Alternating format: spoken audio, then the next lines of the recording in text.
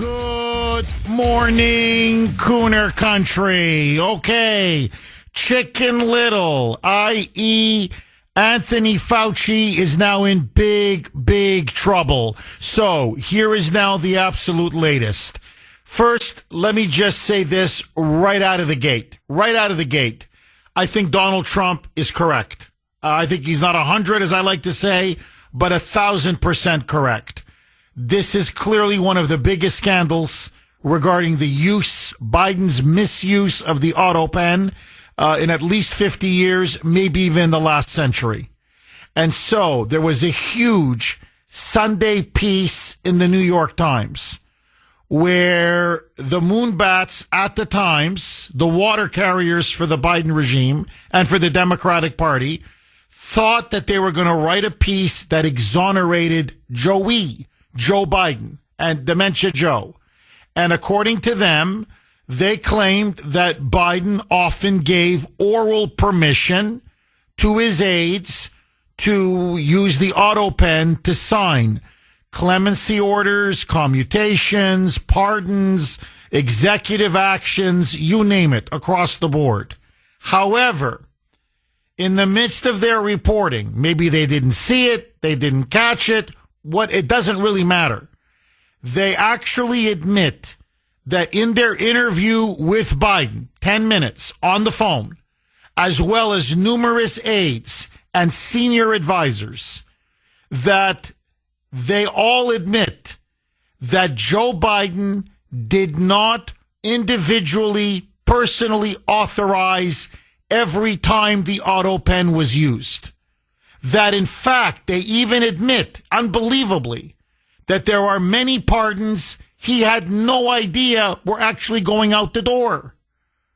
That in fact, he was clueless on some of the either the clemencies or the pardons or some of the executive actions that allegedly had his signature on the autopen. In other words, who the hell was signing on behalf of Joe Biden? That is illegal. That is a crime. You cannot sign anything at a minimum, without the president's full knowledge and consent. They didn't have it. Well, this pretty much tells you everything you need to know. It is the one seminal fact of this autopen scandal, and I believe it's now, if the Republicans want to bring him down, they have Biden, they have his regime right where they want him. On the final day of Biden's presidency, January 19 of this year, Joe Biden signed over 20 so-called pardons. And if you remember, there was a pardon, a preemptive pardon, a blanket pardon for Hunter Biden. There was also another one for Mark Milley. There was another one for Chicken Little, Anthony Fauci. There was for every member and staffer on the January 6th committee. But of all of those almost 25 pardons that were issued, there was only one that Biden personally signed. Can you take a guess who that was? Hunter Biden. So he is able to personally sign a pardon for his son, trying to give him a get out of jail free card for everything that he committed, going back over a decade. A preemptive pardon for any possible crimes, any possible abuses, any possible violations of the law. But he can't for all the others? That tells you everything you need to know. Now, furthermore, and this is why this scandal is getting bigger and bigger and bigger, when it came to Anthony Fauci, it's now come out, and the Times reporting actually even corroborates this. Joe Biden never authorized the pardon for Chicken Little. The person who ultimately approved the pardon was his chief of staff, Jeff Zients. His chief of staff was the one who said, under my authority, I am ordering the autopen to be used in order to give Chicken Little, in this case Tony Fauci, a pardon. And this was executed by the press secretary of the White House, Stephanie Feldman. So, in plain English, the pardon for Anthony Fauci, as well as others, but especially for Fauci, is null and void. It's completely null and void. For a pardon to actually be considered law, it either has to have the full signature of the president, who personally signs it, or he gives the oral direct communication saying, I authorize you to use the autopen on my behalf. Now, here is, and by the way, Rand Paul, upon the breaking of this news, has now gone right to Pam Bondi, right to the Department of Justice, and now is pushing for a criminal referral for Fauci now to be arraigned, arrested, charged, indicted, and hopefully convicted for all of the crimes that he committed. Now, the question is, will the Department of Justice follow through? This scandal is operating now on two levels.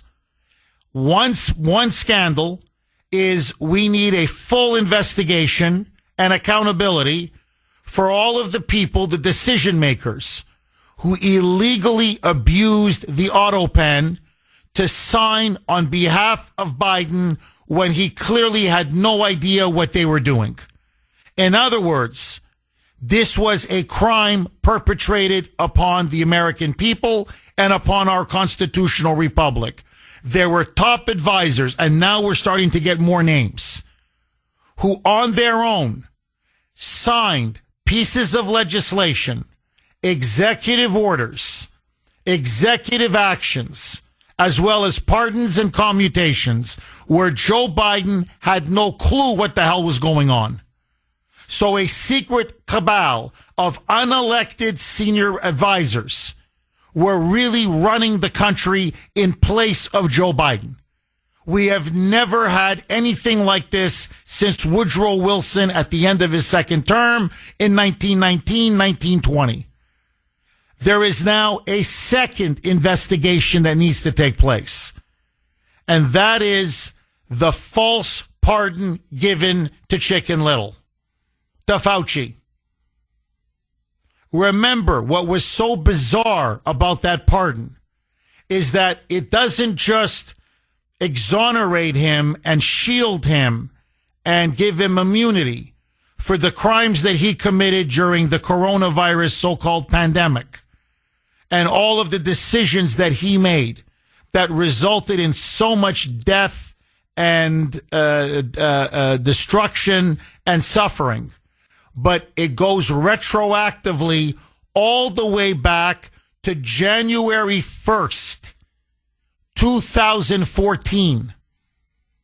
2014, for anything he may have ever done while he served on the coronavirus task force, or when he advised the president, or when he worked at the National Institutes of Health, or whenever he worked in the American government.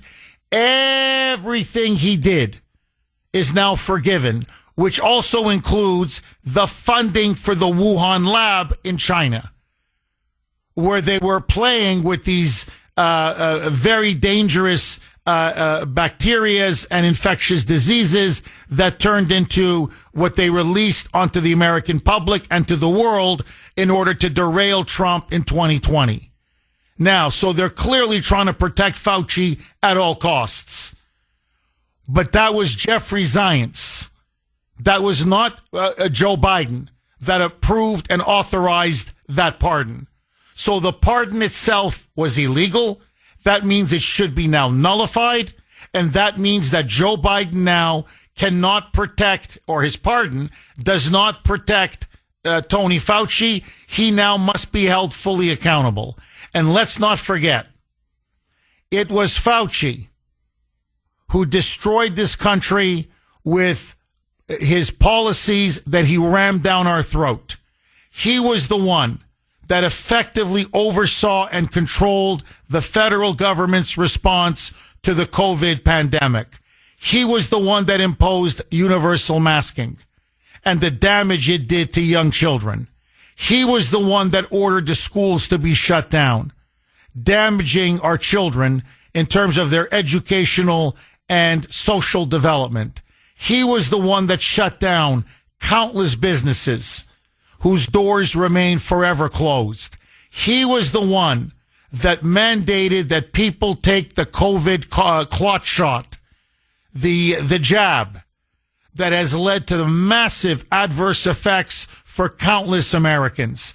He was the one that shut the country down and engaged in one of the greatest violations of civil liberties in the history of the United States.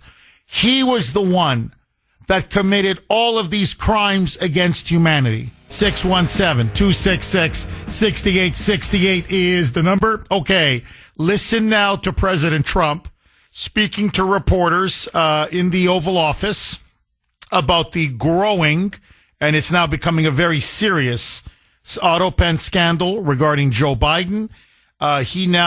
Trump now says that the White House itself is investigating. The White House counsel, just so that everybody knows, is now going to review up to 1 million documents allegedly signed by Joe Biden's autopen. It now appears most of those documents were not authorized to be signed by Joey. This was now done by other staff members, other advisors, behind Biden's back or without Biden's knowledge. And they've already found 27,000 documents. This scandal is getting bigger and bigger and bigger. Furthermore, they now have found not 2, but 3 different Biden signatures. And you can tell, you do a compare and contrast, it's obvious that one of the autopen signatures is different from the second one and even now from a third. You just, we're talking, the R on Joseph R. Biden, the B. It's obvious that someone else was forging his signature. So this scandal is just getting deeper and deeper and deeper. Listen now to President Trump. Roll cut 13, a mic. You're talking about the autopen. Look, the autopen, I think, is maybe one of the biggest scandals that we've had in 50 to 100 years. This is a tremendous scandal. And I know the people on the other side of the, see that desk, that Resolute desk? Unfortunately, he used it before me. But, we have our choice of 7 desks. They're all beautiful. But I chose the Resolute, and so did he, unfortunately. But the people on the other side of the Resolute desk, I know them. Lisa, the whole group, and they're no good. They're sick people. And I guarantee he knew nothing about what he was signing. I guarantee it. Oh, of course, he's right. He's completely right. He's talking about Lisa Monaco, but there's others now. Look, there is an investigation that is taking place. Jill Biden's chief of staff, who was one of the enforcers in the Biden regime, where he made sure nobody, and I mean nobody, spoke to the media that Joe Biden was physically, mentally incapacitated. This was Jill Biden's orders. She gave him carte blanche, this enforcer, to make sure that nobody spoke to the media or leaked that, in fact, they were running the presidency on his behalf, the so-called Politburo. And Lisa Monaco was one of them. You had others, Ron Klain, Biden's chief of staff for a good chunk of his presidency. And now we're finding out Jeffrey Zients, his second chief of staff, was now signing stuff, authorizing that the autopen be used on things he had no business authorizing. That was not his call to make. And he did not have the power to authorize anything. So clearly, Joe Biden had no clue most of the time what was going on. Now, I just want to stick to Fauci for a second because, as I said, there are two investigations. There's one now that is taking place with James Comer on the House Oversight Committee. He's going to be putting under oath this enforcer, this chief of staff to Jill Biden, this political thug, that's what he really is, today. But he's already put others under oath. Neera Tanden, the head of the Domestic Policy Council, top Biden advisor, top Biden aide, admitted herself that she authorized the use of the autopen on all kinds of executive orders and all kinds of executive actions. She never got approval from Joe Biden. She never got it. So it was illegal. What they did was not just illegal and unconstitutional. It's a grotesque abuse of power. Now, we're going to find out the role of Jill Biden. And if history repeats itself, that's what happened under Woodrow Wilson. When he suffered a massive stroke, he was incapacitated physically, mentally. It was his wife that forged his signature on all kinds of executive orders, on pardons, on pieces of legislation. He and someone called Colonel House, his top advisor, were essentially the two people, his wife and Colonel House, were running the entire government.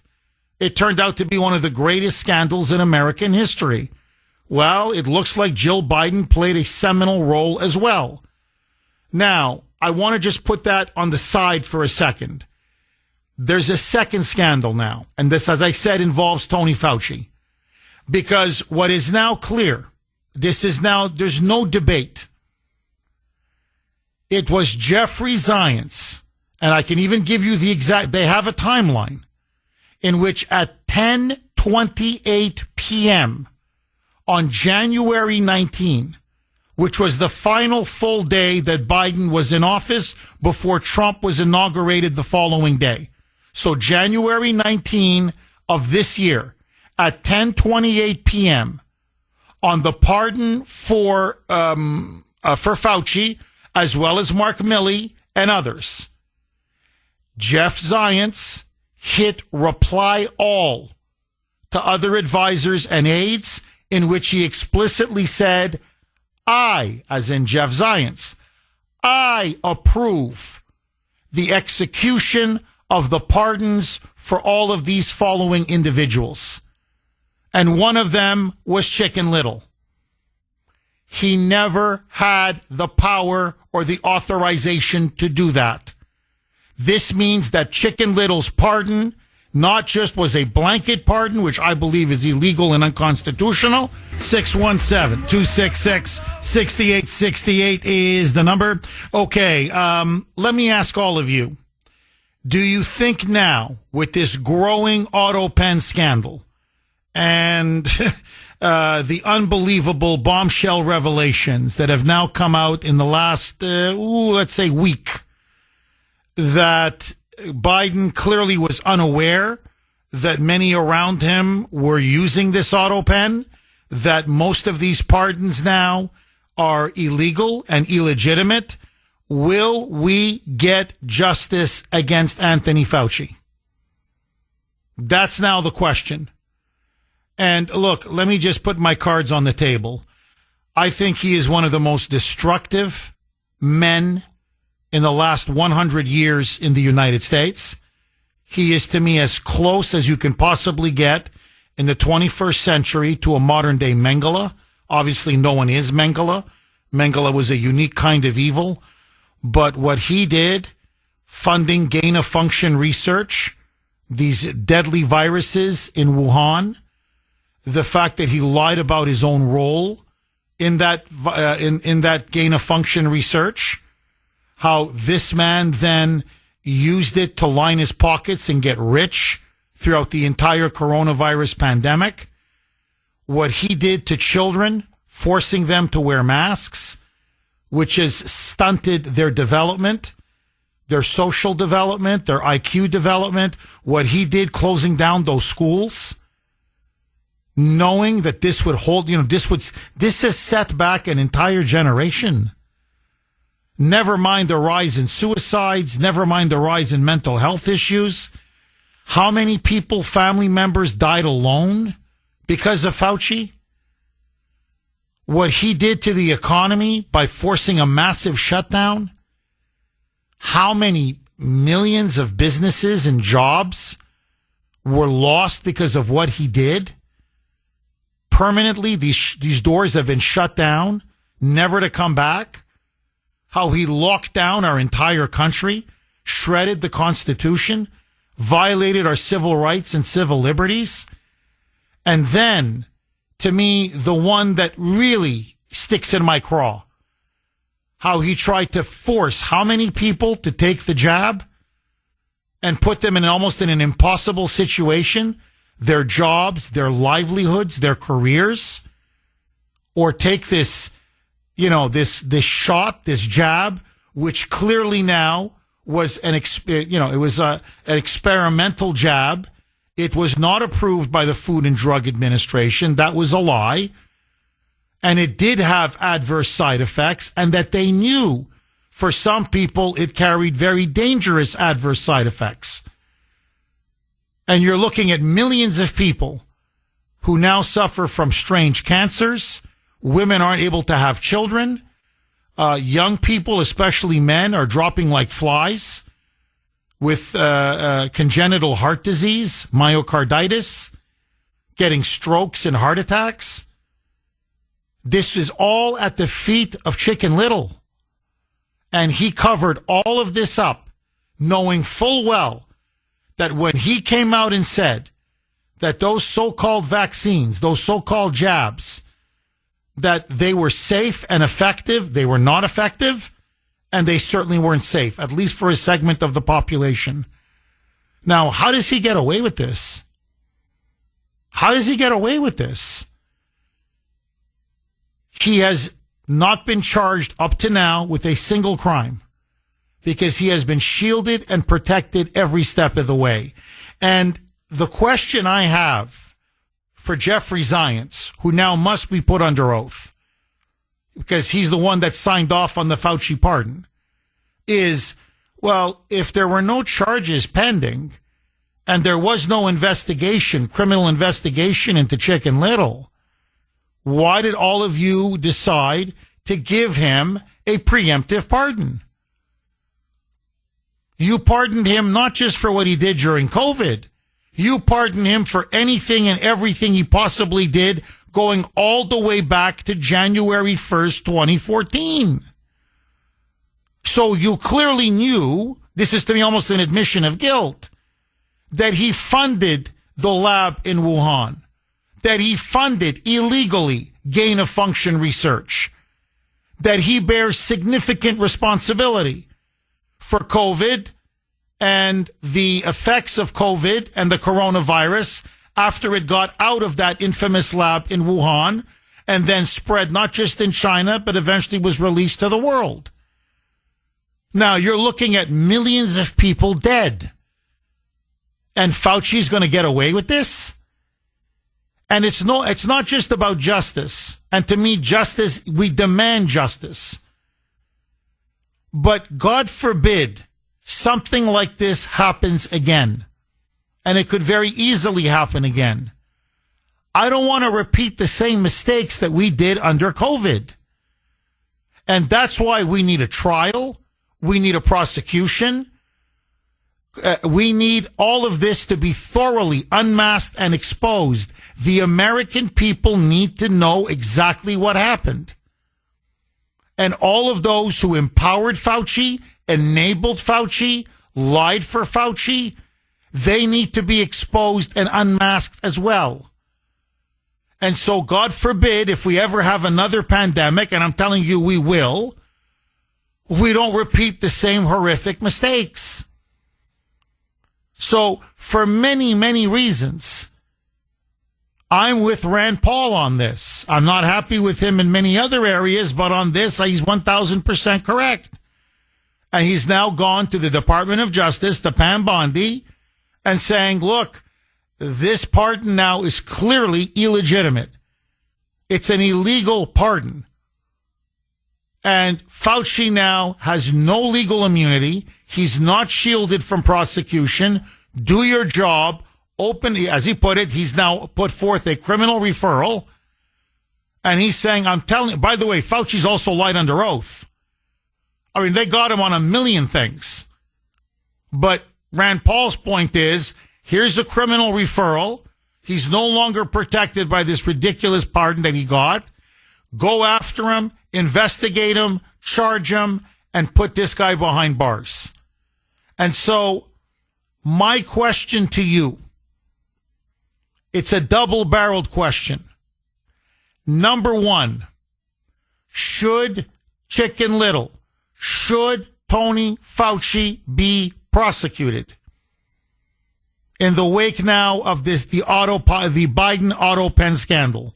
I say yes. What say you?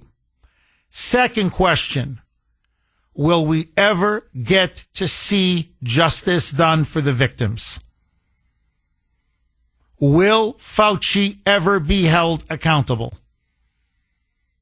Now, President Trump again came out yesterday. Again. I don't know how many times he's going to say Pam Bondi's doing an outstanding job. Again came out and said that she is doing a fantastic job, according to him, that she is a quote-unquote great attorney general, and that he has nothing but full confidence in her. She also came out yesterday and said in the wake of the Epstein scandal that she's not stepping down. She will not resign. She has the full confidence of the commander-in-chief and that she's going to be around for 4 years.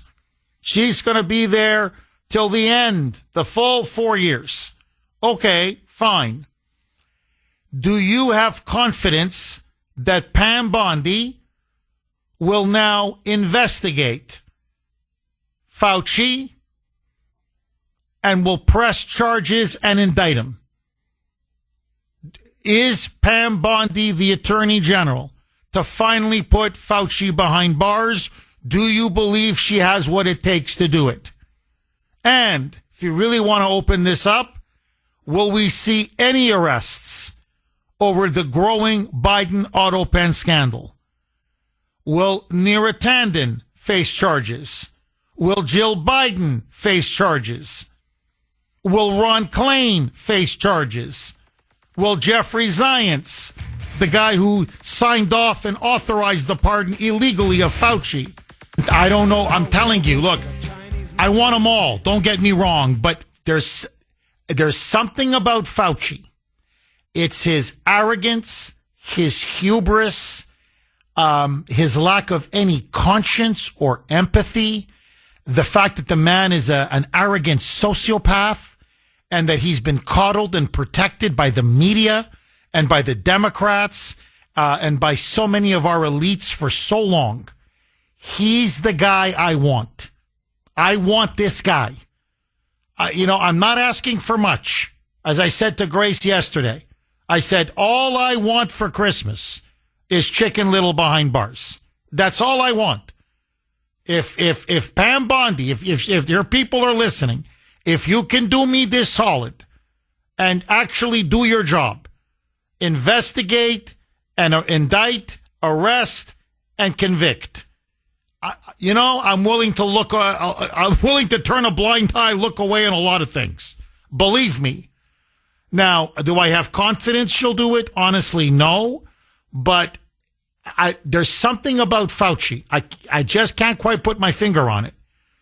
But this guy deserves, to have the book thrown at him and to have it be done public in a trial where he's finally unmasked for the fraud, the charlatan, and the mass murderer that he is. Agree, disagree, 651 on the great WRKO. Jeff Kuhner, Boston's Bulldozer, 617-266-6868. And apparently a lot of you agree with the Kuhner man. This is from Nancy on Messenger. Jeff, of all the people that have committed crimes against humanity, I want Fauci to be prosecuted. I agree. He's the one that I want. Pam Bondi better get him We deserve justice for all of his death and destruction. Look, I want them all. Again, please don't get me wrong. But you know what? If I can only get one, he's the one I want. Agree, disagree? Brad in Brookline. You're going to kick us off, Brad. Thanks for holding and welcome.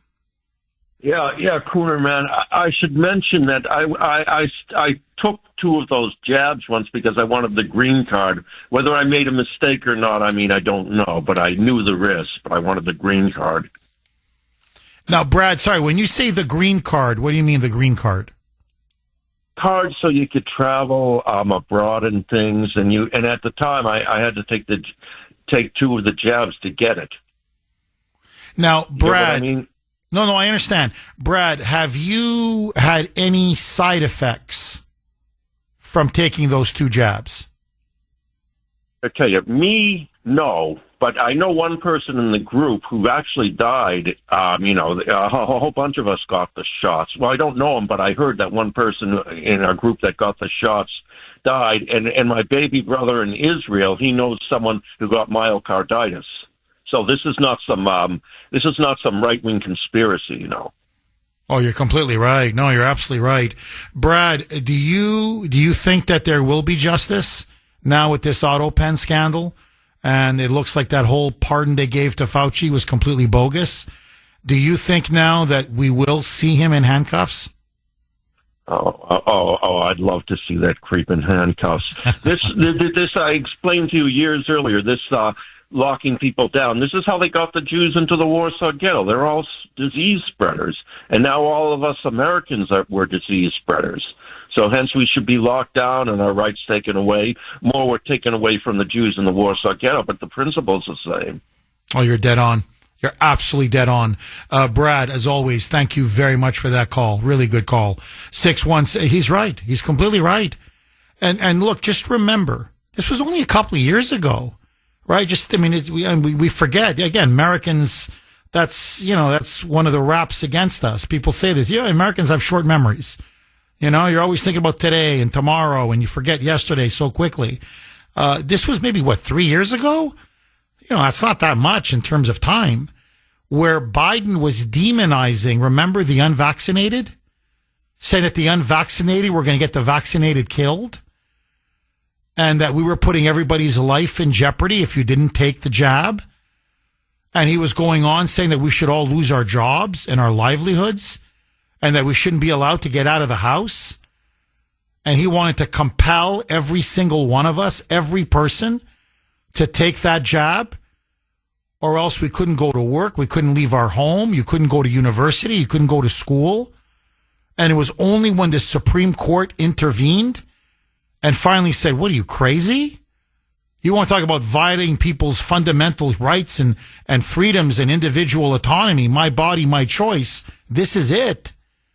But until he was smacked down by the Supreme Court, this guy was going to force upon the pain of losing everything a jab that, as Brad said, luckily for him, some people took it and they're fine.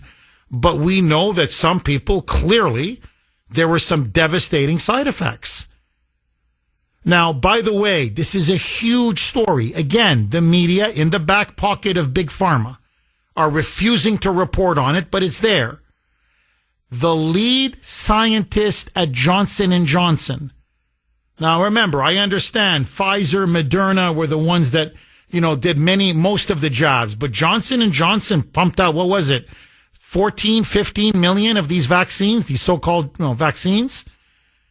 Their lead scientist at Johnson & Johnson has now come out and said it was unsafe. The Johnson & Johnson jabs were unsafe. That they were not properly researched, that they were rushed to market, and that they had no business approving it for mass distribution and mass use. That's now literally coming from the top research scientist at Johnson & Johnson. I don't know what else to tell you. And Fauci knew all of this. He knew all of this and still allowed it to happen. 617 266-6868. Sean in Indiana. Thanks for holding, Sean, and welcome. Hey, Jeff. Let's go, Brandon. Well, Sean, it looks like Brandon wasn't all up there for the whole freaking presidency.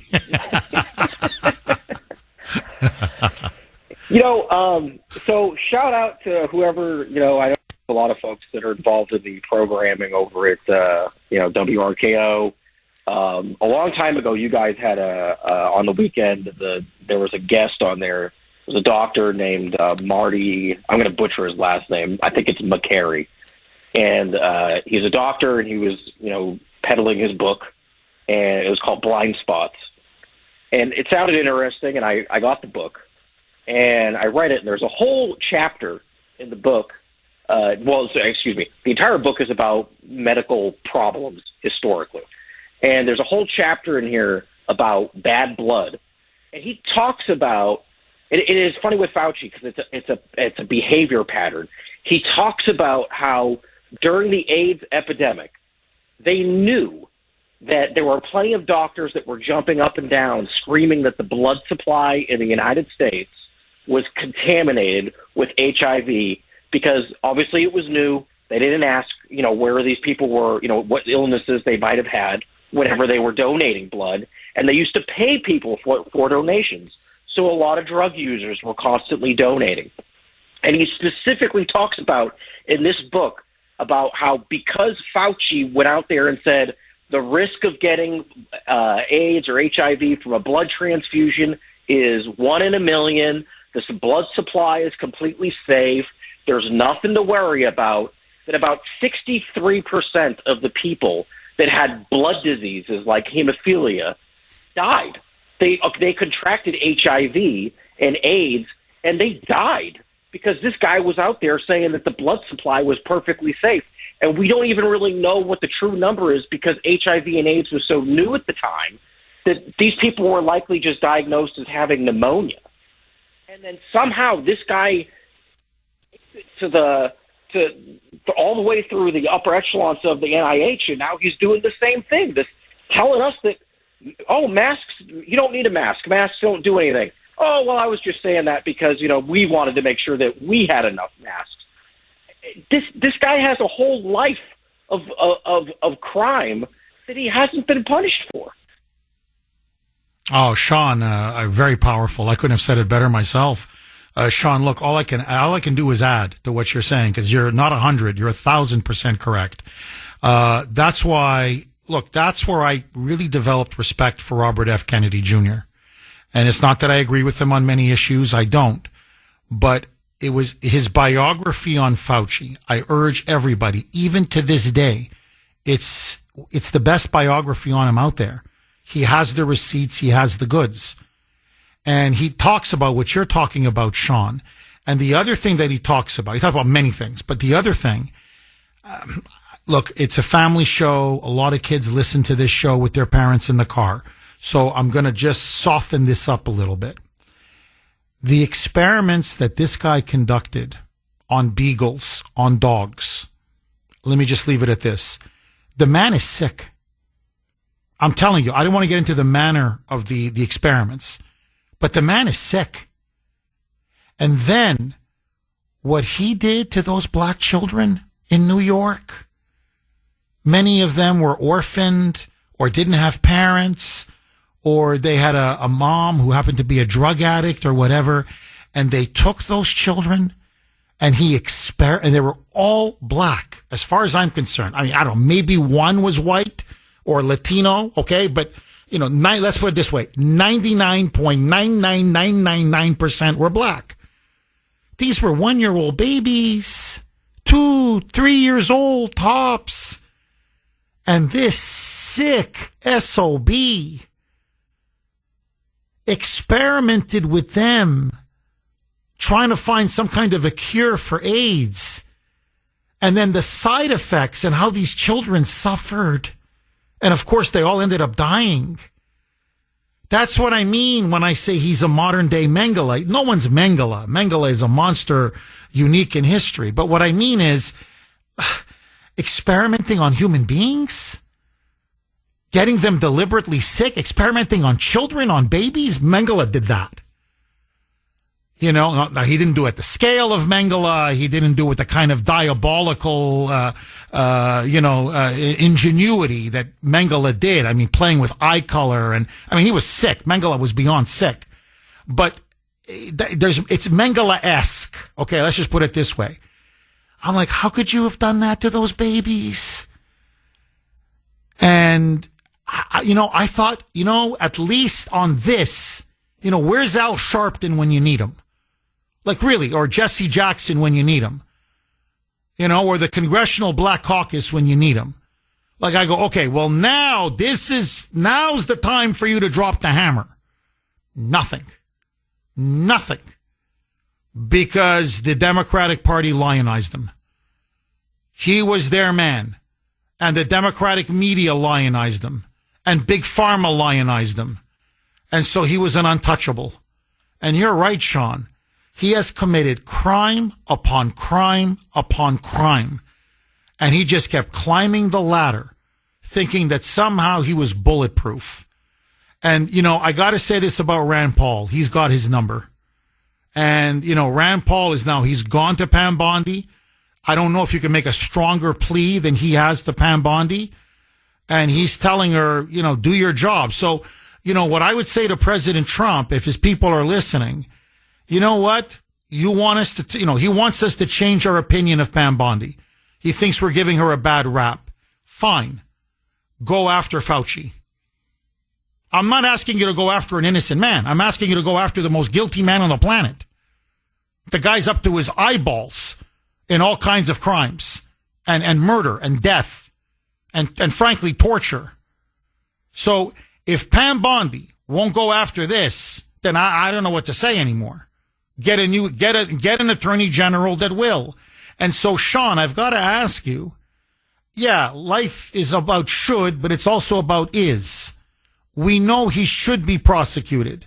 The question is, do you think he will be prosecuted? What say you, Sean? I think he will. And I think the big difference is that just like, you were saying about all the emails, the age of digitalization presents a whole new, world of we've got the receipts. And with a lot of his previous, crimes and his previous bad doings, it was a different era. People were using fax machines and writing things down by hand. I think that that's going to be the difference, is that there's going to be a lot of evidence this time.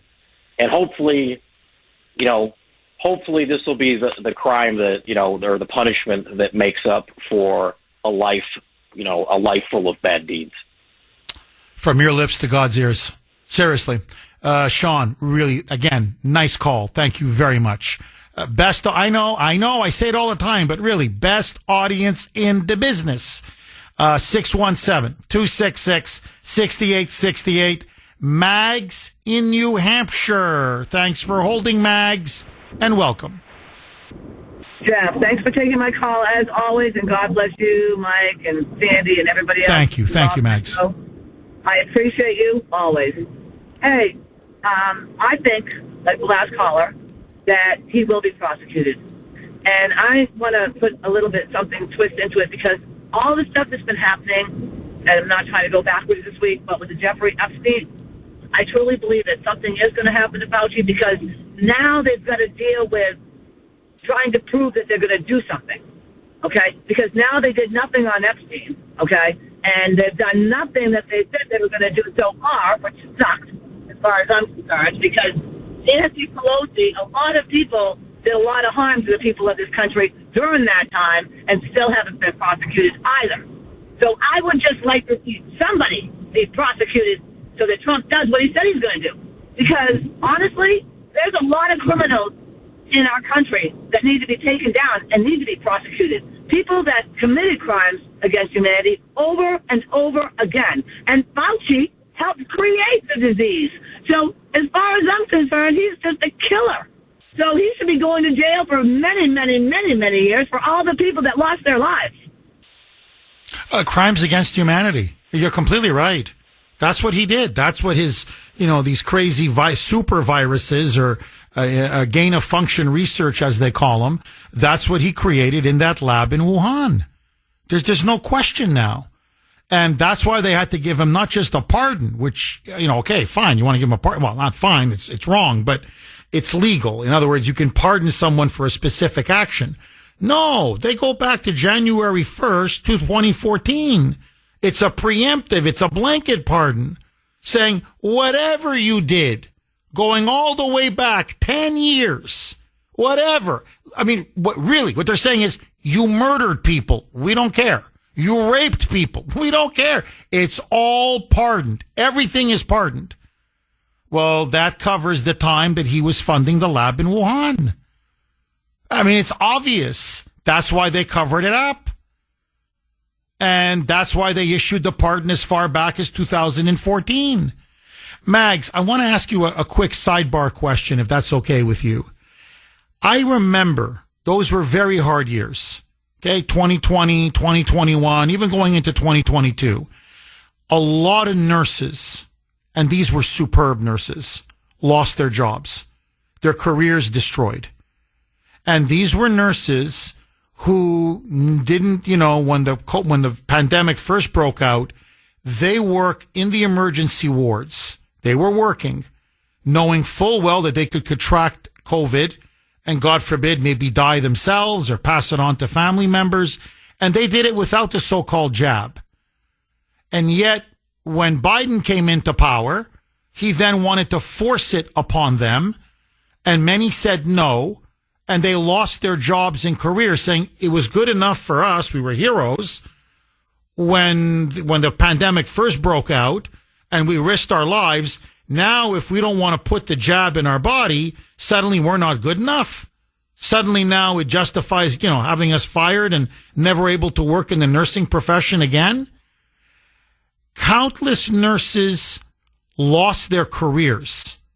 Countless police officers, fire department, firefighters, first responders, so many people, people in the military, so many had their careers and livelihoods absolutely shattered. And it was all because of Fauci. Will they get justice? I'm thinking if this guy is convicted, now they have a civil suit and they should sue him for everything that he's worth. Am I wrong, Mags? My God, you're 100%. Oh, it's not 1,000% correct. This guy needs to be taken down because he thought he was in charge of all of us. He thought that he could tell us all what to do and kill people. I know people that took the jab over and over again. Thankfully, I did not. My boss didn't make any of us, okay? He did not have it. And we all worked every single day in the public. Yeah. So as far as I'm concerned, there's no punishment big enough for Fauci. And I hope he loses every cent that he had pocketed through all of this. And I hope every single person that lost their job during this disgusting mess that we went through gets their jobs back or gets the money they deserve, gets what they deserve, because they were the people that were protecting us here in this country. And they were the ones that got screwed. So, Fauci, I would love to see behind bars, but I don't even care if he doesn't go behind bars as long as he loses every single thing he has, Jeff. Everything. I want to see an arrest. I'm so with you, Mags. Really, at this point, I mean, I'll just take an arrest, and then open up to civil lawsuits. You're right. At least there's some modicum of justice. Mags, thank you very much for that call. I'm Larry in Leominster, if he can hang on. I don't have time to get to him now because I'm 30 seconds away from a break. But just very quickly, to me, what I'll always remember Fauci for.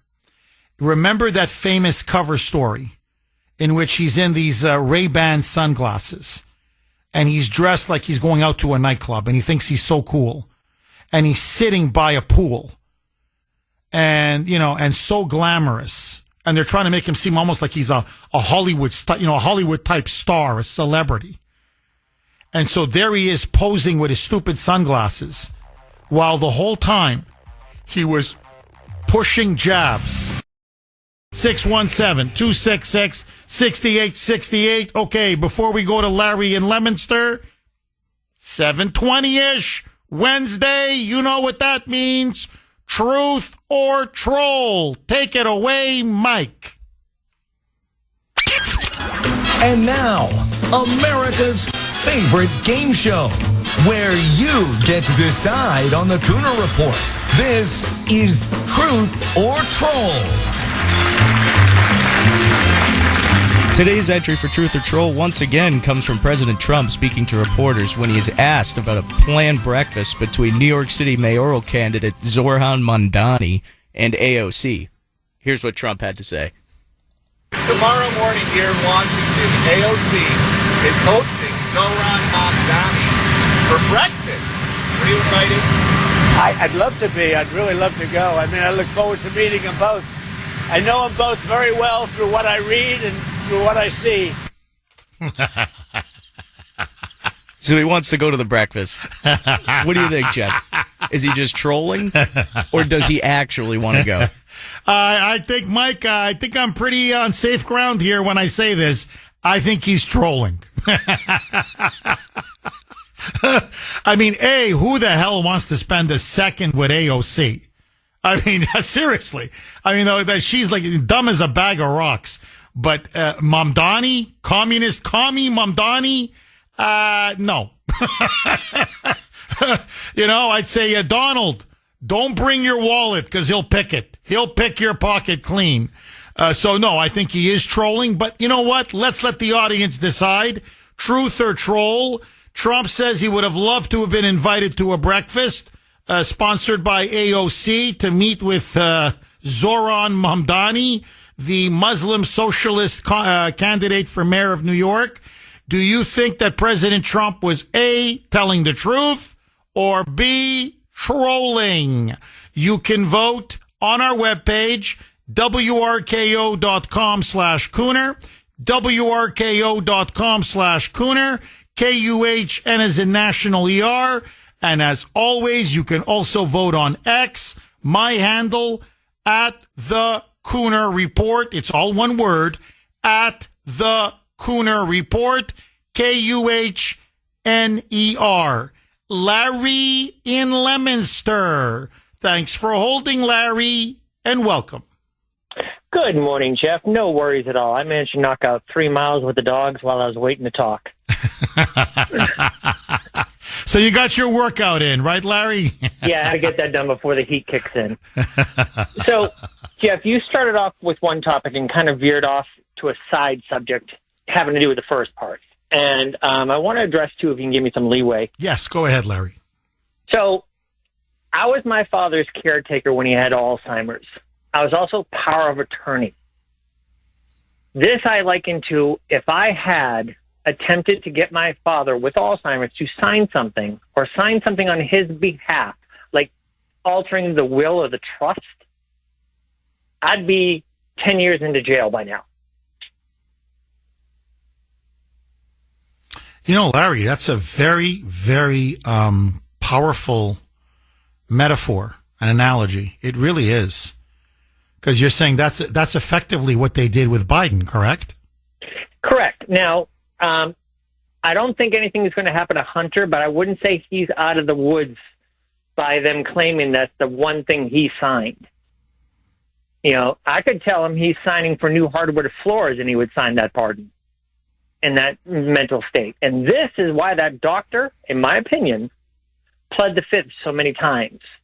He's not worried about himself, and he's not necessarily worried about Biden protecting Biden, but protecting everything Biden did. Because if he admits that he knew that Biden wasn't in his right capacity, you have an argument that everything that was signed and put into law, put into place, is null and void.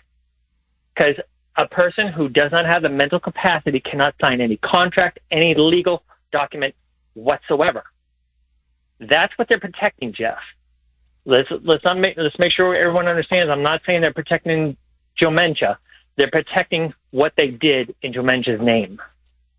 Oh, you're dead on. Larry, you're absolutely dead on. Larry, let me ask you this, and if I'm getting too personal, please, I understand. So please just tell me. When your dad was, suffering from dementia and cognitive decline, how easy would it have been to manipulate him, as you put it, to sign away, his bank account, to authorize, hey, $30,000 so my son can buy himself a sports car. When they're in that state, how easy is it to deceive them, manipulate, and control them? As a caretaker, everything you just asked is how you care for an Alzheimer's patient. And I know that sounds shady, but it's not. It's all a game of manipulation. Because okay, the Biden autopen scandal, it is getting bigger and bigger. It is growing and growing.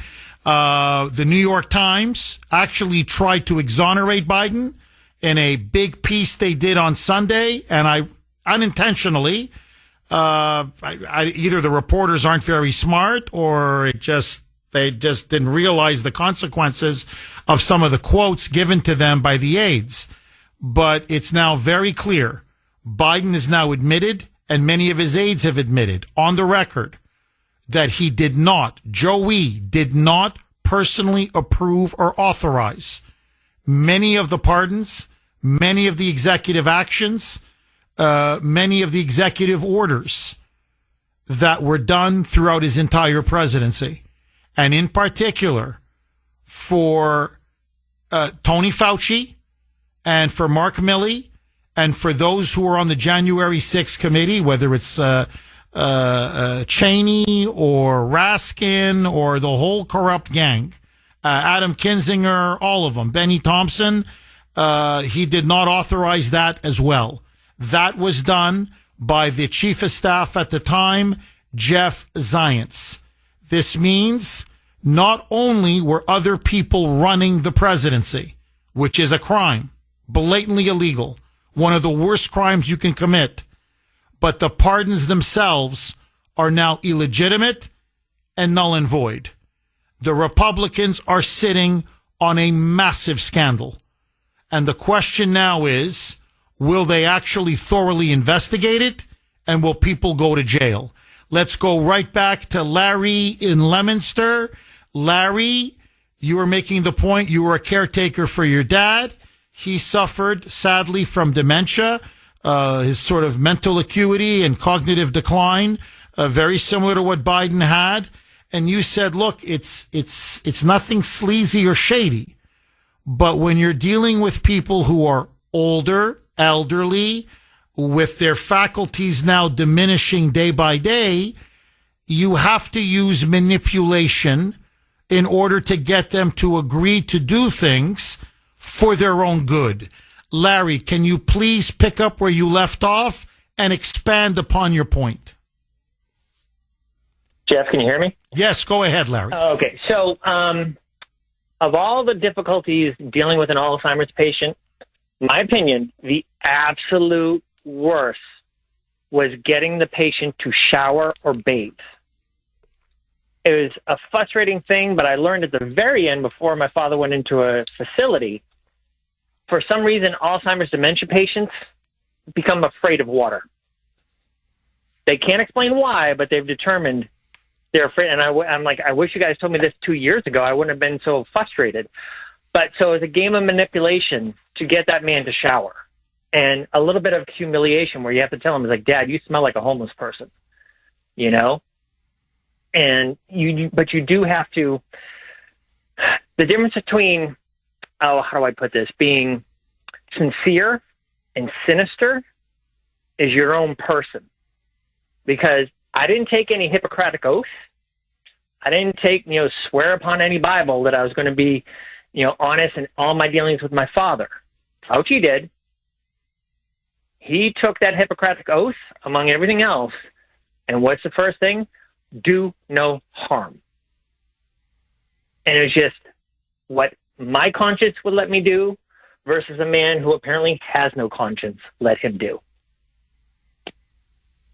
Larry, to the autopen scandal itself, you're saying that someone in Biden's clear mental state, and he clearly was suffering from dementia, there's no question. You're saying someone like that is very easy to ultimately manipulate and control, correct? And to even do things behind their back in their name, and they have even no clue. He's in Rehoboth Beach, passed out, sleeping, whatever, napping all afternoon, and they're just signing, you name it. They're signing everything under the sun. Larry, is it easy to do, or is it difficult to do? It's like every nerd's ultimate fantasy of being able to do the Jedi mind trick on somebody. That's all it is. You signed this. No, I didn't. Yeah, you did. Okay, I did. Yeah, it's all, like I said, it's all about manipulation, whether you're doing it for good purposes or nefarious purposes. But I want the audience to remember, especially Bill in Sudbury, Ben in Dover, and all them who kept telling us what was the mantra all during the COVID lockdown, even before that: trust the science. Now, you brought it up yourself with Fauci. He had the Beagle incident, the poor black children with the AIDS incident, but this country has a history of nefarious activities. The Tuskegee experiment, the syphilis. There's a school, it's not fully functioning anymore. It's called Fernald School in Waltham, Mass. Look it up later. You'll be astounded and disgusted. Now you would use a term, home for children with special needs. They used a hard R back then. But they were given radiated food to these children as experiments because they were considered throwaways. Orphans were considered throwaways. And what was all done in the name of science? Every evil thing is in the name of science. Well, I mean, even the Nazis, obviously I'm not justifying what they're doing. It's to prove your point. It was sickening.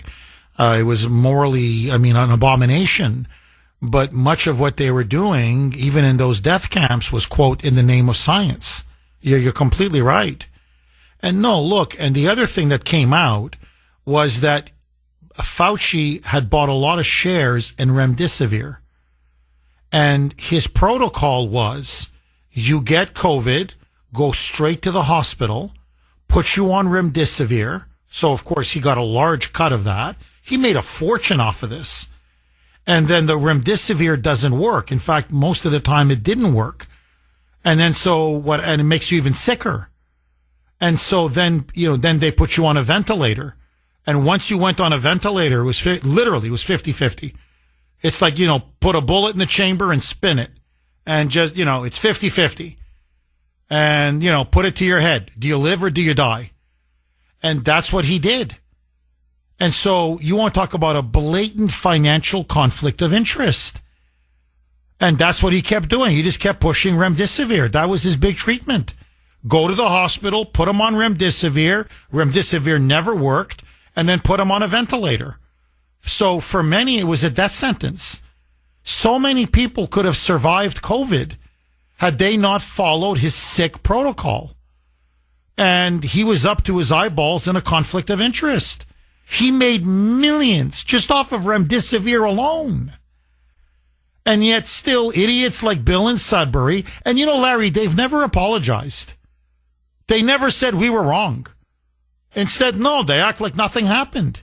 And people like Bill in Sudbury were calling and demanding that I lose my job, that I not function in society, that I be held up in a home, or that they forced the jab into my arm because I wasn't, quote unquote, following the science.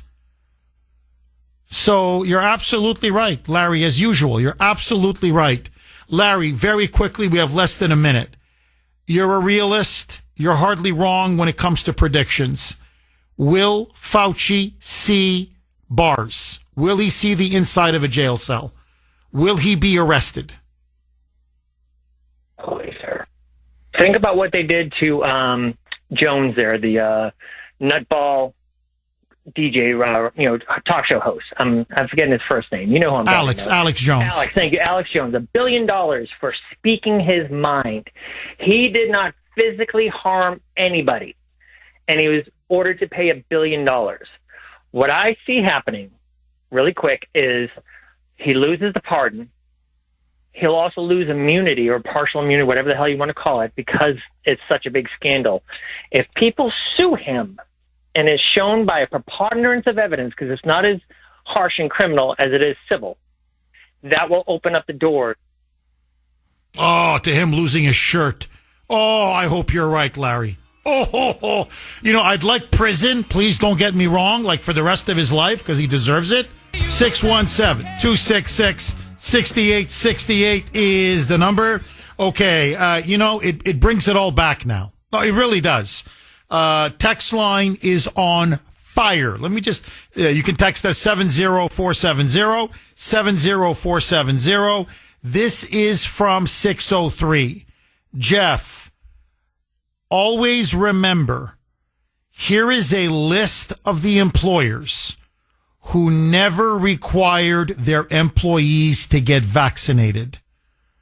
The White House, the CDC, the Food and Drug Administration, the World Health Organization, Moderna, Pfizer, Johnson & Johnson.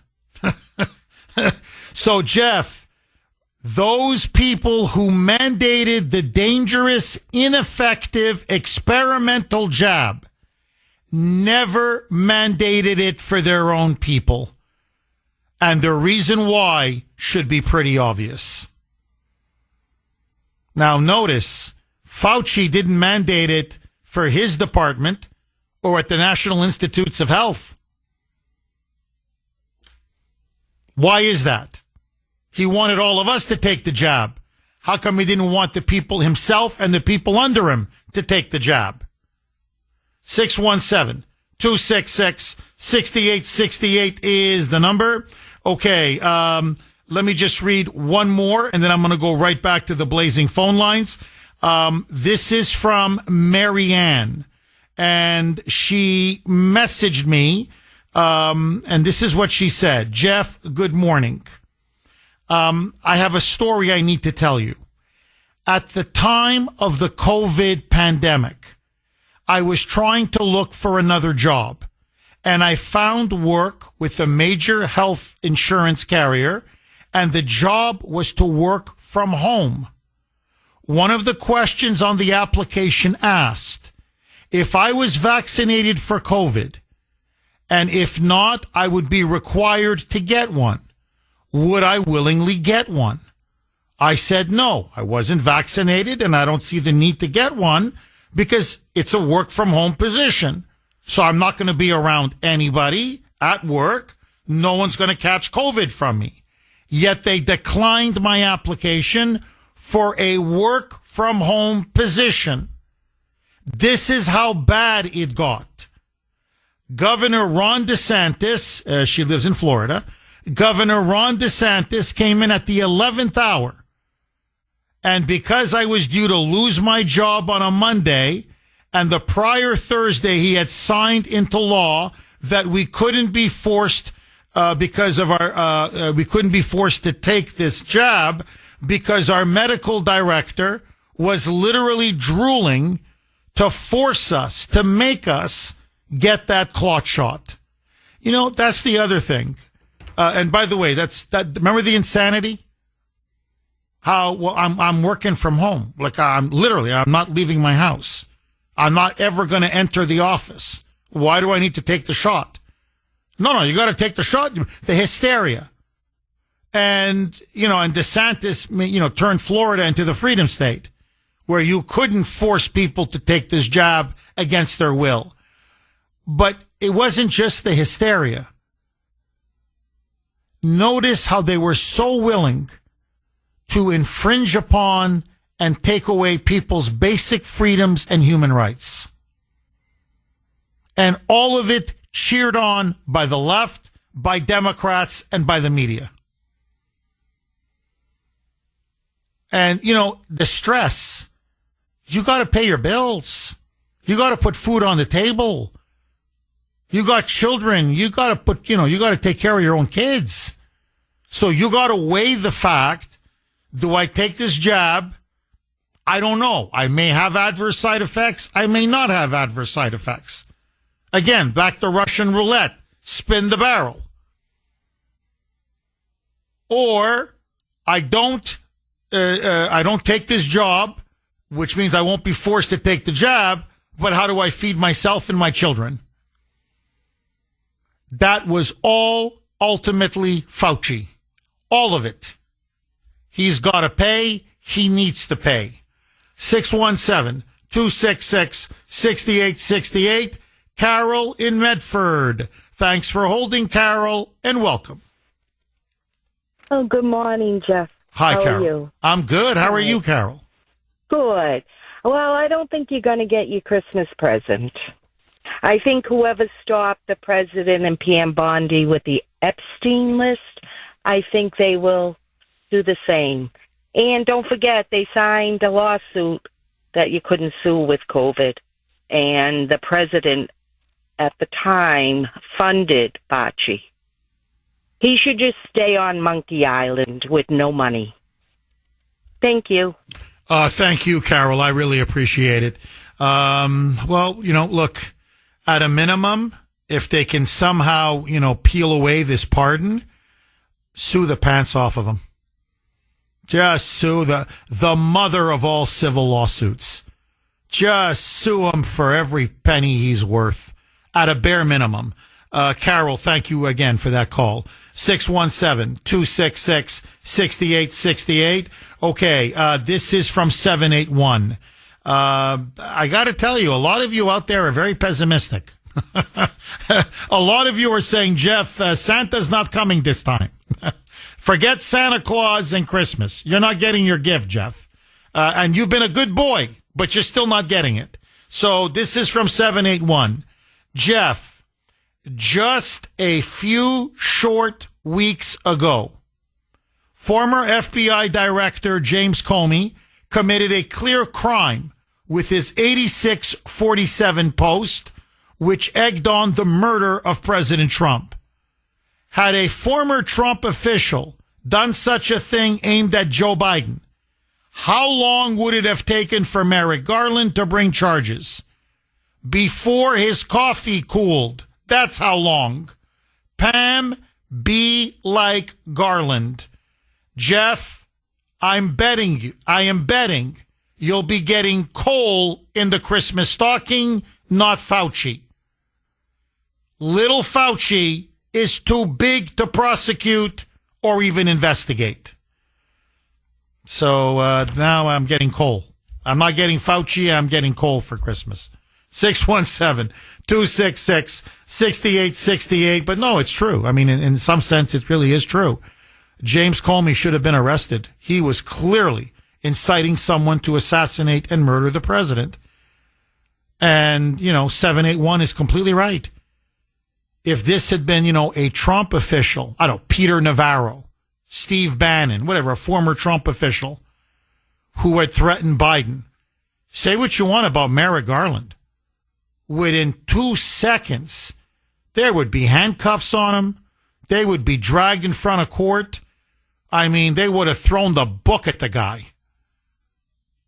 And, and by the way, what was it? Within the first couple of days when Biden came into power, Garland and his DOJ were arresting hundreds and hundreds of J6ers and launching investigation after investigation into one Trump official after another. So, say what you want about the Democrats. They go for the throat. Our side, not so much. 617-266-6868. Bruce in Woburn. Thanks for holding, Bruce, and welcome.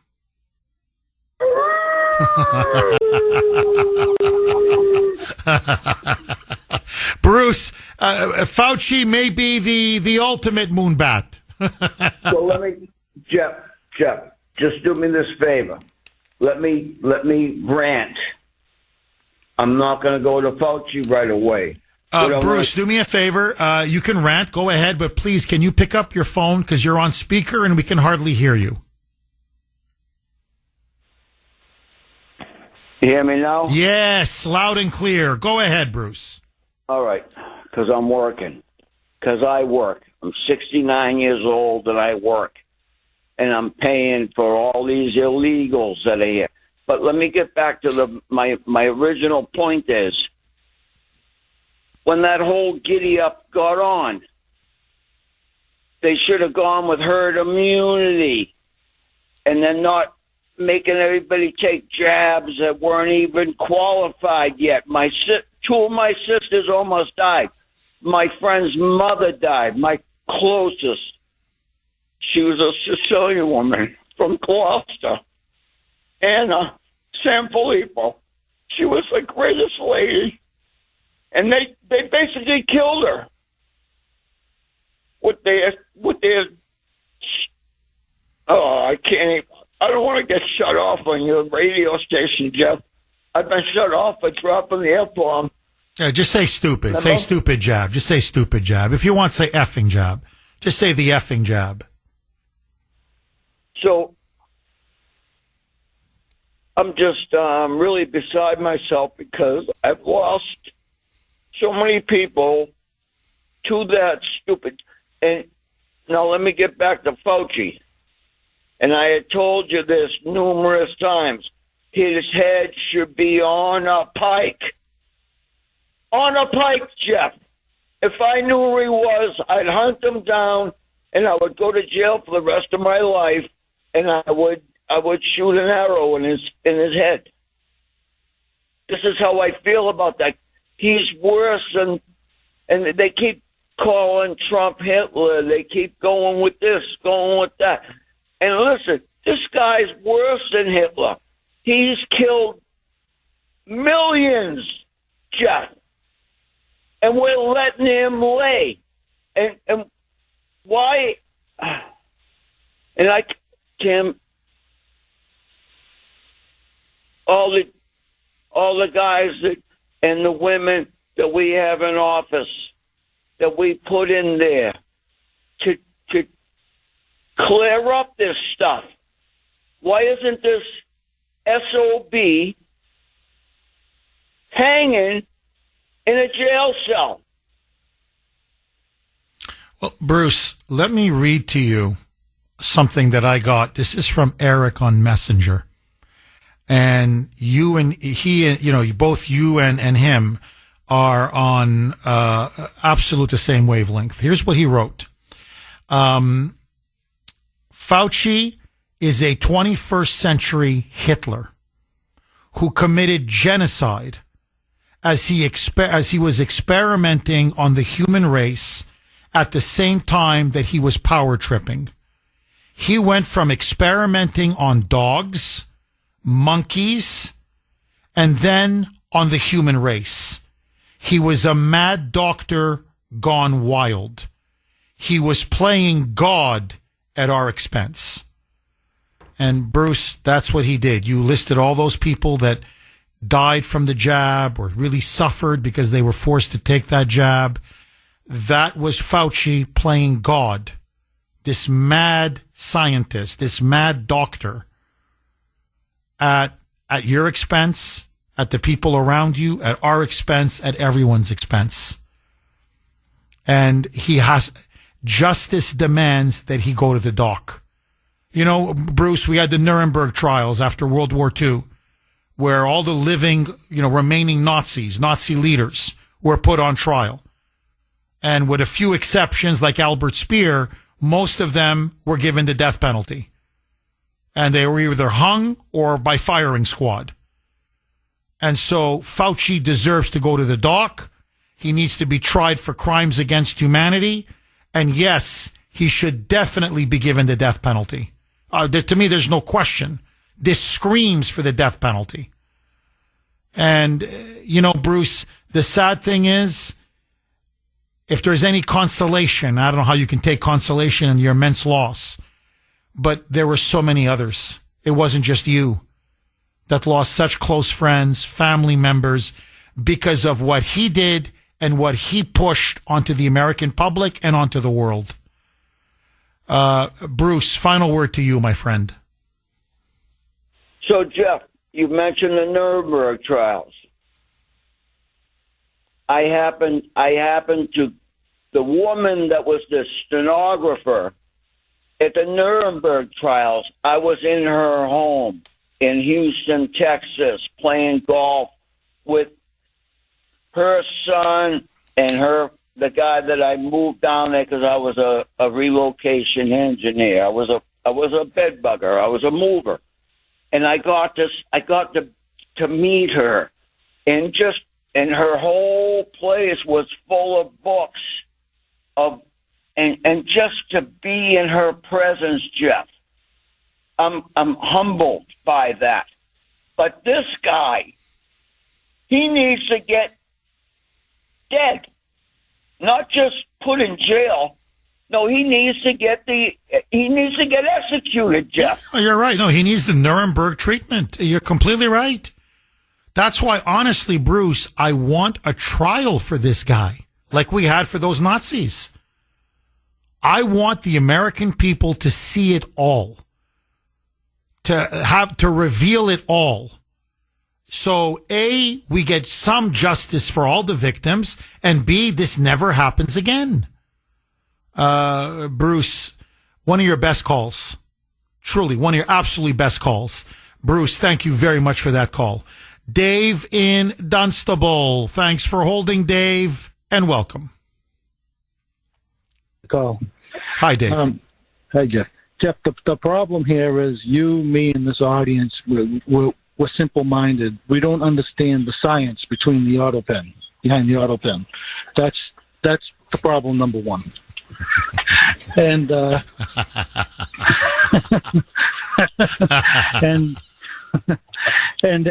you've been touching on it. I've been on hold for a little while, but what I wanted to say is Fauci it's said all the time. Everybody always compares people to Hitler. Fauci is the perfect example of Hitler. He's a mass murderer. He wanted everybody to take the lethal injections, what I call the vaccine. And like you said, you were just saying, people were losing their jobs, forced to take it, and everything about the guy is bad. And I don't think, if I was a betting man, nothing will be done to him. Pam Bondi's been nothing but a disappointment, and I don't know what they have on Trump, but I feel as of late he's been compromised too. And if I was going to bet on that, I'm getting this. It's just nobody has said anything. I know nothing. It's just a gut feeling. I bet Trump's son had something to do with Epstein. That's just a guess. I know that's just how I feel. Well, Dave, I'm getting a lot of this from Kuhner Country. A lot of emails, text messages on Messenger. They say that something is not right ever since the big, beautiful bill. I know you're saying something else. I understand that. But just to say, you're saying, Trump's doesn't seem to be quite the same.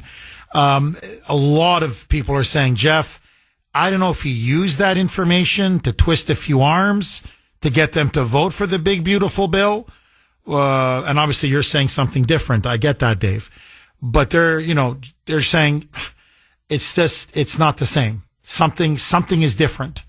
So I'm hoping, I know Trump's people still listen to this show. I know that. Look, this is a massive scandal, and it's getting more obvious and bigger by the day. And this nullifies much of Biden's presidency. This means people need to go to jail over this. I think there's no question now. And this nullifies many of the pardons. This opens up Fauci to prosecution. It opens up many others to prosecution. And honestly, many of the things that Biden, rammed down our throats, look, take the open border. That was apparently now Anita Dunn. Literally the Maoist, the one who admires Mao. And she wrote a white paper, a policy paper, saying, let's imagine we just open the borders. Like just open it up and just let everybody come in. Millions and millions, in fact, tens of millions. And she was saying, well, that would be wonderful for the United States. This is what she was arguing.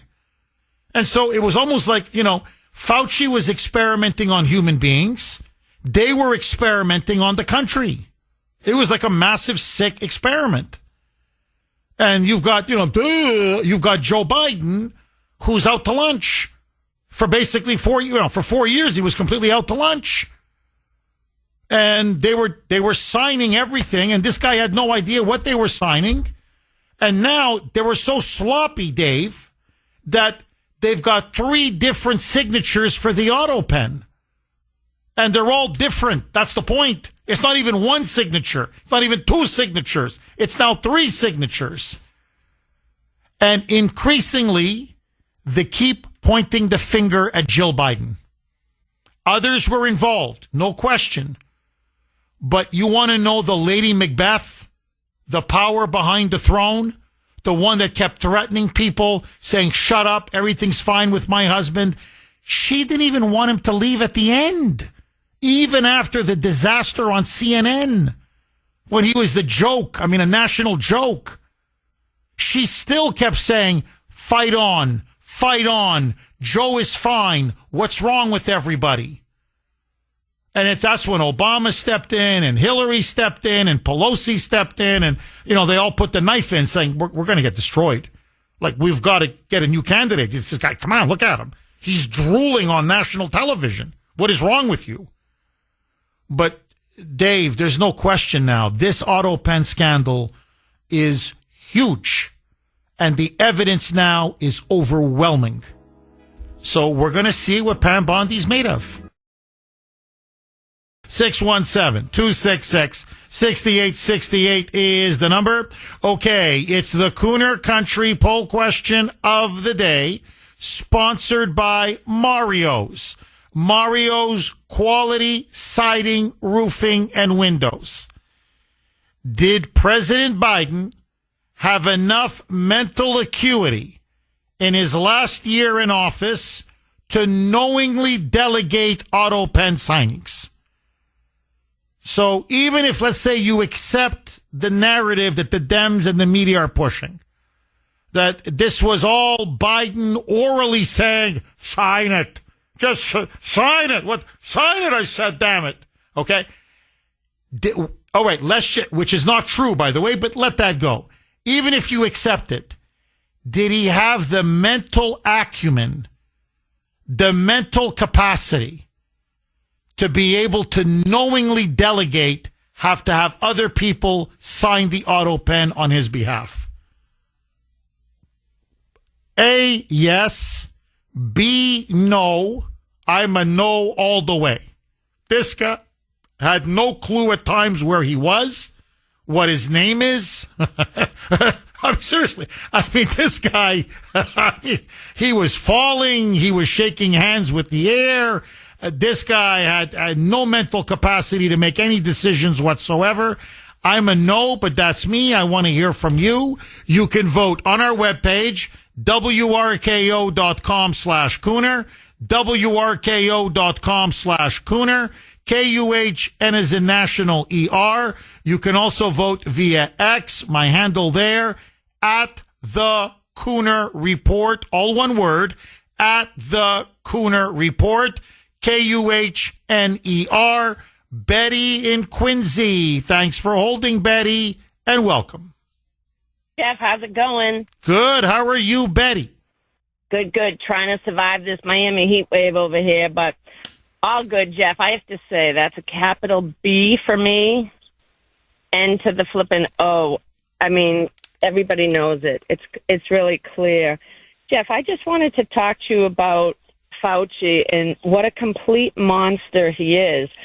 And, like Larry and Lemonster, I was taking care of my mom during this whole thing. And, my sister was a healthcare proxy. Let me tell you, she was 87 at the time, 3 days of dialysis every week. She had all these things going on. And it was so hard. She gave her every shot, every booster, every flu shot. I was like, oh my gosh. And and I was living with her at the time, and, you know, then never mind the corruption and all the killings and everything, Fauci was, you know, headed up. I mean, talk about the family unit. Every family has a little bit of dysfunction here and there, but boy, did he add to it, probably for decades to come. I mean, Christmas and Thanksgiving, it's hard enough, you know. But so I'm number 7 of 8 kids. I was the only one, I believe, that did not get the vaccine. And I was living with my mother. I mean, and my brother, the churchgoer, the good little liberal that he is, and it's like he was fighting with me like a crazy person. What did you get? Did you make a pact with somebody? And I looked at him, Jeff, and I said, whatever happened to my body, my choice. Blah, blah, blah, blah. That's different. That's different, he says. You know, one thing that really broke my heart, Jeff, when my mother was in a rehab, she had a bunch of things going on. And for this particular time, I was in there with her. And let me tell you, they put that piece of paper on the door, and I can assure you, because I was there, they're basically throwing in the meds, doing this, doing that, doing very little, let me tell you. Betty, can you just please hang on? This is such a fascinating story. I'm going to come right back to you. Let's go right back to Betty and Quincy. So you're the 7th of 8 children. You took care of your mom when she was getting, obviously, you know, elderly, and she got older. She got very, very sick. Now, Betty, please pick up where you left off. You said that you were harassed by doctors, by nurses, even by some members of your own family, because you were the only one that refused to take the jab. Please, Betty, pick up where you left off. Yeah, Jeff, and I just want to say how really foolish this all was, because when she was in the rehab, I would go to visit her. I think I missed like one day. And, the first day I went in there, and the director came over to me and he said, "Oh, Betty, you can't come back for 6 days because you've been exposed." I said, "Really?" I said, "So, Mr. So-and-so," I said, "Oh, that's okay. Sounds good." I said, "So are you going to take her to dialysis today?"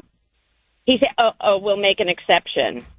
I mean, it was so insane. And the day that I did miss, Jeff, it was so sad. I went in there. My mother was like, "Where the hell have you been?" She goes, "I don't know whether I'm dead or alive." I mean, it was totally insane. So, and I knew my siblings didn't go up there because they're like, let them do their job. But to your point, Jeff, I really don't talk to my siblings, which is sad. Trixie passed away, but what a tough bird she was. She made it through COVID and everything. But like you point, you just can't even talk. I would never even bring it up with my siblings. They don't want to admit that they're wrong, Jeff. And I got to tell you, I just came off a cookie conference with Santa, and he said MAGA would be very happy this year. So if you're a good little boy, Jeff, I think you're going to get something good in your stocking. I'm very optimistic. Fauci should be sent straight to the North Pole to make toys for the rest of his life. Betty, I'm just curious, did any of your other siblings, since they all took the jab outside of you, did any of them come down with, say, I don't know, side effects or adverse effects? You know what, Jeff? I couldn't even tell you. And I think the thing is, I haven't talked to them in over a year. So, yeah, a very quiet Christmas. But anyways, I don't think they would, because it's that type of, brainwashing, I believe. They would never admit that they're wrong. They're so power and control, and still to this day, they think it's the best thing. There's no talking to them, so it's very sad. So never mind did he kill lots of innocent people. And if that was my mother and they told me I couldn't go in the hospital, I would have wheeled her out in the parking lot. I don't know how people sat silent and just went along with it. That blows my mind. Betty, thank you very much for that call. Again, thanks again. I really appreciate it. 617-266-6868. Never mind all the death and the destruction, obviously, and the incredible violation of all of our civil rights and civil liberties, and the school closings and the businesses and all of it. But look what he did to families. Look how he tore families apart, pitted families against each other. With all of the lies and the misinformation and the disinformation. And now you've got, siblings like, Betty's like, we don't even talk. We're barely on speaking terms because they bought his propaganda. So many liberals did, hook, line, and sinker. I mean, the damage that this guy has done, it's honestly, it's irreparable. Bob in Plymouth. Thanks for holding, Bob, and welcome. Thanks for taking my call. My pleasure, Bob. You know what occurred to me? Earlier in the show, you said that the mainstream media isn't covering this thing about Fauci, which I agree with, of course. I'm a big Donald Trump fan. But in the beginning, do you remember when Trump, let's say, rushed the progress of the vaccine or the shot, whatever you want to call it, and they will turn around and blame Trump for rushing the vaccine? You watch. Oh, I agree with you. No, I look. That's if there's a real reckoning, and the real truth comes out, the same people that were saying rush it, get it out there, get it out the door, are going to be the very same ones who are going to crucify Trump over that decision. There's no question, Bob. The only pickle that they're in now, this is their problem, is that yes, Trump did vouch for the vaccine or the jab. He did rush it to market. He did push it out. But it happened at the tail end of his presidency. The bulk of it happened under Biden. And I think that's where the media is in a bit of in a conundrum. Because they're like, well, how much can we blame Trump? Because if we blame Trump, we got to blame Biden. In fact, we have to blame Biden 10 times more than Trump. So that's why they don't really know how to attack this story. But, Bob, look, to me, the larger issue is Fauci gave the green light and his seal of approval to a clot shot that was not authorized, that did not have emergency use authorization. It was not authorized by the CDC. It was not authorized by the NIH. It was not authorized by the FDA. And that he knew perfectly well that for some people it was completely unsafe and that for most people it was completely ineffective. Because just think of the logic. If a vaccine, and that's what they called it, well, a vaccine is a vaccine is a vaccine. You take a vaccine. Here, I have the vaccine against the measles. I'm not getting measles. I have the vaccine against polio. I'm not getting polio. Like, whatever. If Mike has it or Sandy has it, it doesn't matter. I'm not getting it. That's what a vaccine is. So the fact that you could still contract COVID shows it was never a vaccine. The fact that you can still spread it shows it was not a vaccine. And then they said, well, it'll mitigate it. You won't get as sick. For some people, yeah. For others, no, they died. It still didn't prevent it from getting really sick or dying. So, but then it was a mitigating. All it did was it mitigated. But there were other things you could have taken to mitigate. You didn't need to take the vaccine. And now you've got scientist after scientist after scientist. These are now whistleblowers. Top research scientists who work for, say, Johnson & Johnson, saying, no, it was unsafe. We knew it was unsafe. Now, we know Pfizer did internal trials, and their internal trials showed it was not safe. They knew it had adverse effects. They knew it wasn't 96 or 97% effective. They lied. They lied through their teeth because they were making tens and tens and tens of billions of dollars. Well, now that you've lost a loved one, where do you go for recourse? And, Bob, I got to say this. I will never forget this till the day I die. I come down with COVID. Okay, I'm coughing. I have a hard time breathing. And I go to my doctor's office. Now, when I go to my doctor's office, I'm expecting him, do no harm. Just do no harm. He's going to give me the best possible medical care that will not hurt me further. And the evil in that doctor's office, and you can smell it, you can sense it. I did, where they said, we can't do anything for you. We have to follow Fauci's protocol. I'm like, okay, well, what's the protocol? And they said, you got to go to the hospital and take remdesivir. And if that doesn't work, they're going to put you on a ventilator. And I remember saying, you're basically saying I'm going to be a statistic. You're basically saying, go to the hospital and roll the dice. And I knew right away. And they both looked at each other like they know people are dying because the treatment is as bad as the disease. And the evil.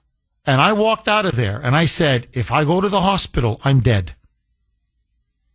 And thank the Lord, I went to a clinic and there was someone there who was willing to question Fauci and who told me, whatever you do, don't take remdesivir and don't get on that ventilator. And so, and then eventually I took hydroxychloroquine. And once I took hydroxychloroquine, boom, it was gone. It was gone. And I only took 1/4 of the proper dose because I'm a big guy. And so actually I should have taken a much bigger dose. But even just 1/4 of a dose, I couldn't believe how much better I felt. And then with the proper dose, within 4 or 5 days, I was back on my feet. So the cure was hydroxychloroquine and ivermectin. And with ivermectin and hydroxychloroquine, we didn't need all of these expensive clot shots that enriched pharma literally to the tune of hundreds and hundreds of billions of dollars. The whole thing was a money grab, a power grab, and a scam. And millions died because of it around the world. I mean, Bob, I will take this with me to my grave. 617-266-6868 is the number. Okay, Dr. Grace is warming up in the bullpen. She'll be on in about 10 minutes. Just one quick correction, very quick correction. I misspoke. Obviously, I didn't take hydroxychloroquine. I took ivermectin. I took about 1/4 of what I needed, and then I took obviously the full dose that was appropriate for my weight and my height. And it worked like a charm. I mean, really, it got rid of all the symptoms within 4 or 5 days. Nothing wrong with hydroxychloroquine. A lot of people have had immense success with it. Like ivermectin, very cheap. Tablet that's been used for a long time, like ivermectin. But I took ivermectin. 617-266-6868. Deb in the Merrimack Valley. Thanks for holding, Deb, and welcome. Hi, Jeff. Hi, Deb. Thank you for taking my call. My pleasure. And God bless you. Thank you. Thank you, Deb. Okay, so in 2021, I was pressured, by all sides because I work in the public sector.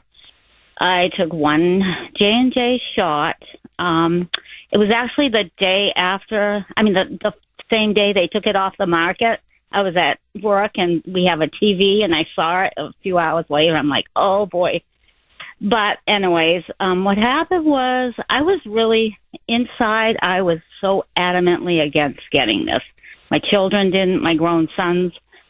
So I was paralyzed. About 5 weeks from that point, I was getting a lot of symptoms. I was weak in my legs. I was, the tingling. I couldn't climb stairs. And it came on like so sudden. I had gone in and, because I was so weak, I was sick. I had fevers every morning. I had to leave work for a week or so. And I went to the hospital. They couldn't find what was wrong with me. And then I was in a rehab to gain strength back to start walking and everything. And suddenly it came on. It was one hand, I couldn't move. Then the next hand, I couldn't use my hands or my feet or my legs. I was completely paralyzed. I was in Boston Medical, and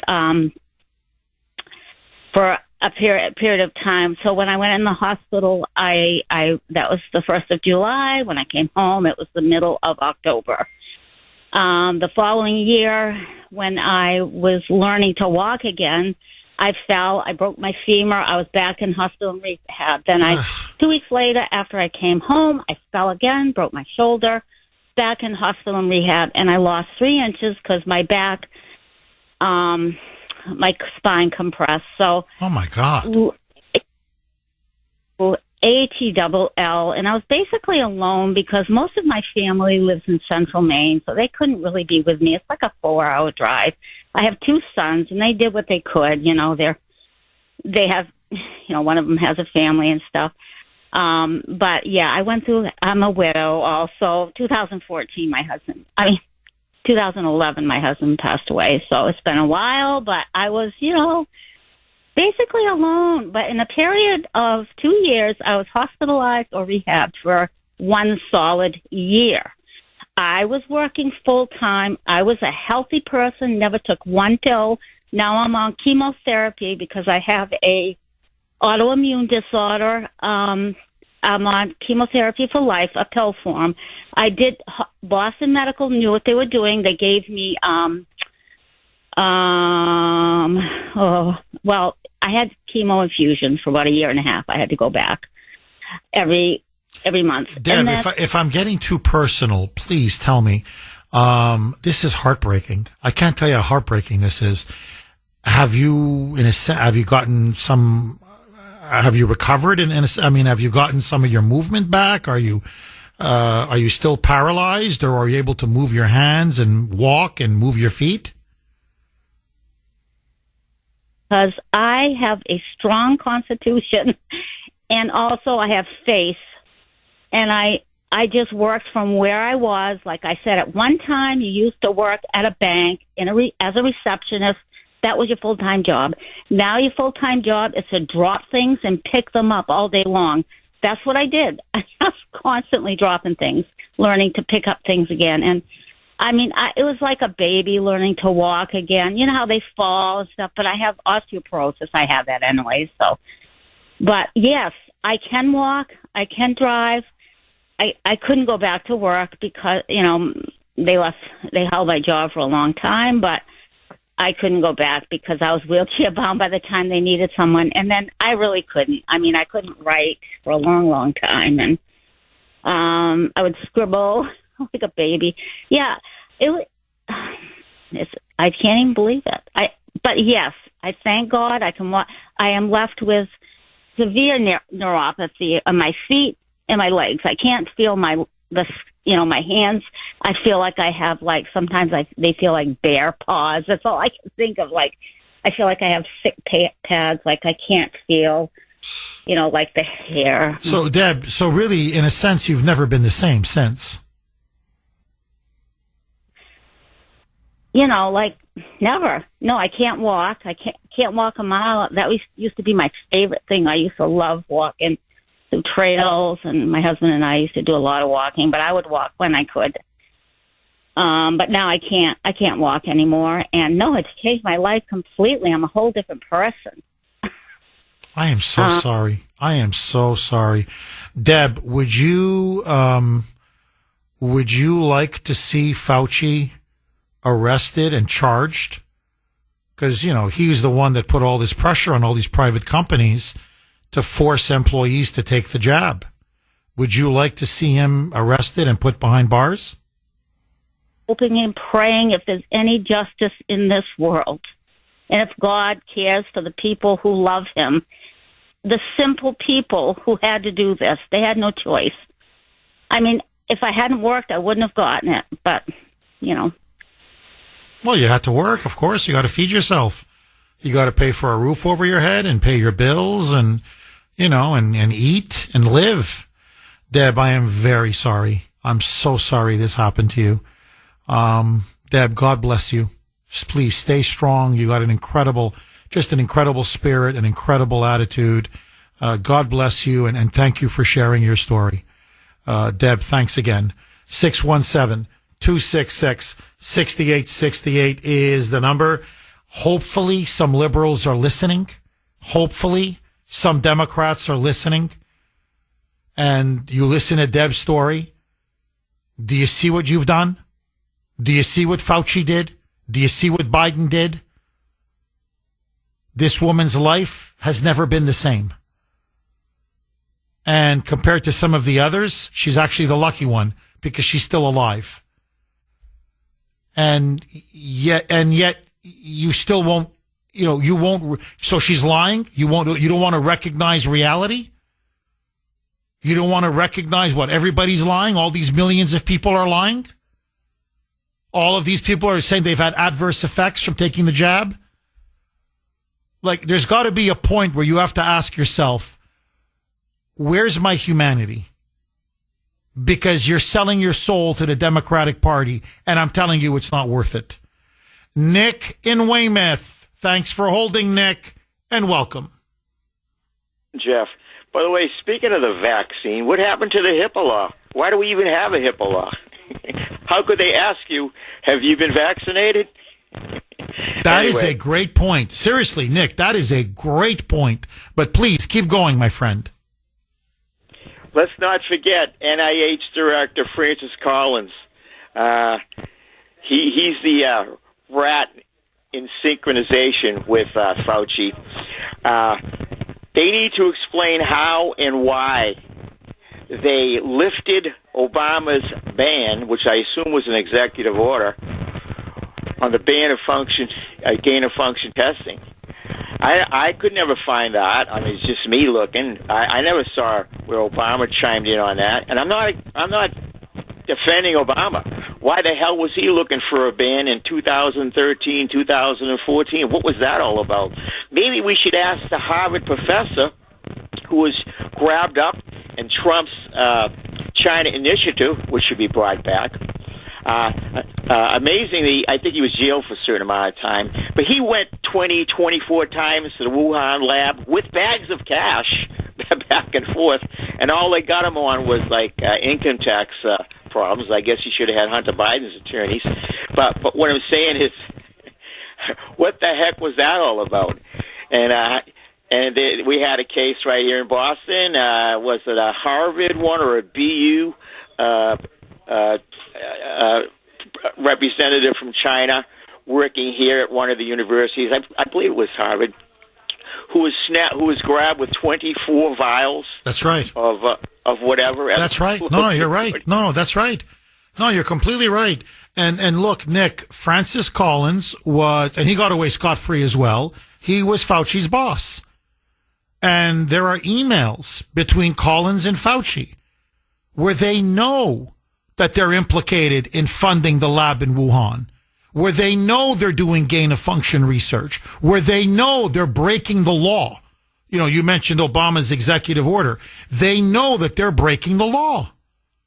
And now they're trying to cover their tracks. And they're trying to claim, well, okay, how do we spin this? How do we lie about this? How do we try to, explain this away so you don't go to jail and I don't go to jail? And, as Rand Paul says, we've got the receipts, we've got the emails, we've got the documents, we've got everything. And that's why, again, I'm not happy with him on other issues, but on this, you couldn't be more right than Rand Paul. He's right as rain, as they say. And that's why the moment this autopen scandal broke, and especially after that story in the New York Times on Sunday, he went straight to the Department of Justice, right to Pam Bondi, and said, here's my original criminal referral. Go after Fauci. What are you waiting for? Because Fauci will give him Collins. I mean, Fauci can give him a lot. But whether he gives anybody, Fauci needs to pay. Period. Full stop. Nick, thank you very much for that call. 617-266-6868. Okay, we've got her joining us now, as she always does at this time. Dr. Grace, putting liberals in their place. Grace Vuoto, full disclosure. Yes, I definitely married up. She's my wonderful wife. Grace, I've got to ask you, what do you make of the autopen scandal and now the stunning admission by Biden himself and most of his senior advisors that on many of these executive actions with the autopen signature, Biden did not authorize it. Well, Jeff, if he did not authorize it, it means that they are invalid. So as quickly as possible, they've all got to be voided, including any of those bogus pardons. And as you say, some of the most heinous perpetrators of all the COVID lies need to be prosecuted. You spoke about, a criminal referral being issued again. Problem is, if it lands on Pam Doorknob's desk, she might be doing her hair, she might be doing a manicure pedicure, and she'll eventually get to it, Jeff. So I take it you're not confident that Pam Bondi is going to see this thing through and indict Fauci, arrest him, and put him behind bars. I don't have any confidence in her at all. I mean, I think that her behavior in the last couple of weeks has been absolutely abysmal. It's been very, very bad. Even when she was in the cabinet meeting and Donald Trump kind of tries to sail to her rescue and he's saying, are we still talking about the Epstein scandal? Did you see? She's like, I don't know, looking like almost like she's not really fully there. And she's starting to write notes. What are you writing notes about? He's coming to your defense. What are you writing notes about? She just seems to me to be really in over her head. This job is too difficult for her. And so I have no confidence that she's going to get us justice on anything. Fauci, should he go to jail and why? Well, look, Jeff, what Fauci did and the medical establishment that went along with it, too. Remember, it wasn't just Fauci because so many people could have stood up to him. Many of them need to be prosecuted. And the victims that are still alive, that survived, like the caller you just had, Deb, I mean, these people deserve monetary compensation. All the victims, there should be a massive victim fund. It's not just about prosecuting those who did wrong, but what about trying to redress these crimes and make the lives of these people that were deeply affected somewhat better? If you get into an accident and somebody is found culpable, you're owed money for that. We've got to think about that for the victims that still are dealing with the consequences of it. And what about those who were wrongfully killed, like our own dear friend Nicola, who died because he took remdesivir? So I think that we've got a ways to go to try to bring, proper justice in this story. Grace, I'm just curious.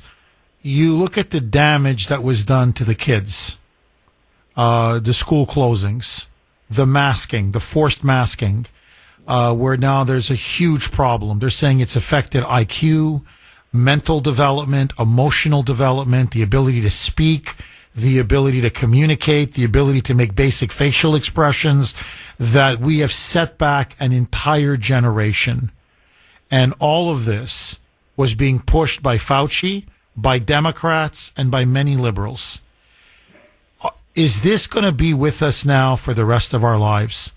When you look at the damage that was done to our children, the businesses that were closed and bankrupted, the economy that was locked down, the trillions and trillions and trillions of dollars in debt and deficits because we just shut down the whole country and we're just paying people to stay home and do nothing. Never mind all the deaths, never mind all the adverse side effects, never mind all, especially young men in particular, in their 20s and early 30s who have come down with heart attacks, strokes, myocarditis. Are we looking now at a generational catastrophe similar to World War I? Oh, Jeff, you really nailed it. Sadly, that's the case. Now when you see a child that has any kind of a significant delay, if they haven't been able to catch up, the first question is, are you a COVID baby? Recently I met a woman who had 4 miscarriages in the course of business, and I just stopped and I said, I'm sorry, but I do have to ask you this question. You've had 4 miscarriages, but you previously had 1 baby that's healthy. Did you take the vaccine? It's like now, anytime I hear of an illness that doesn't seem to be commensurate or a delay, the first question is, oh my, did you take the vaccine?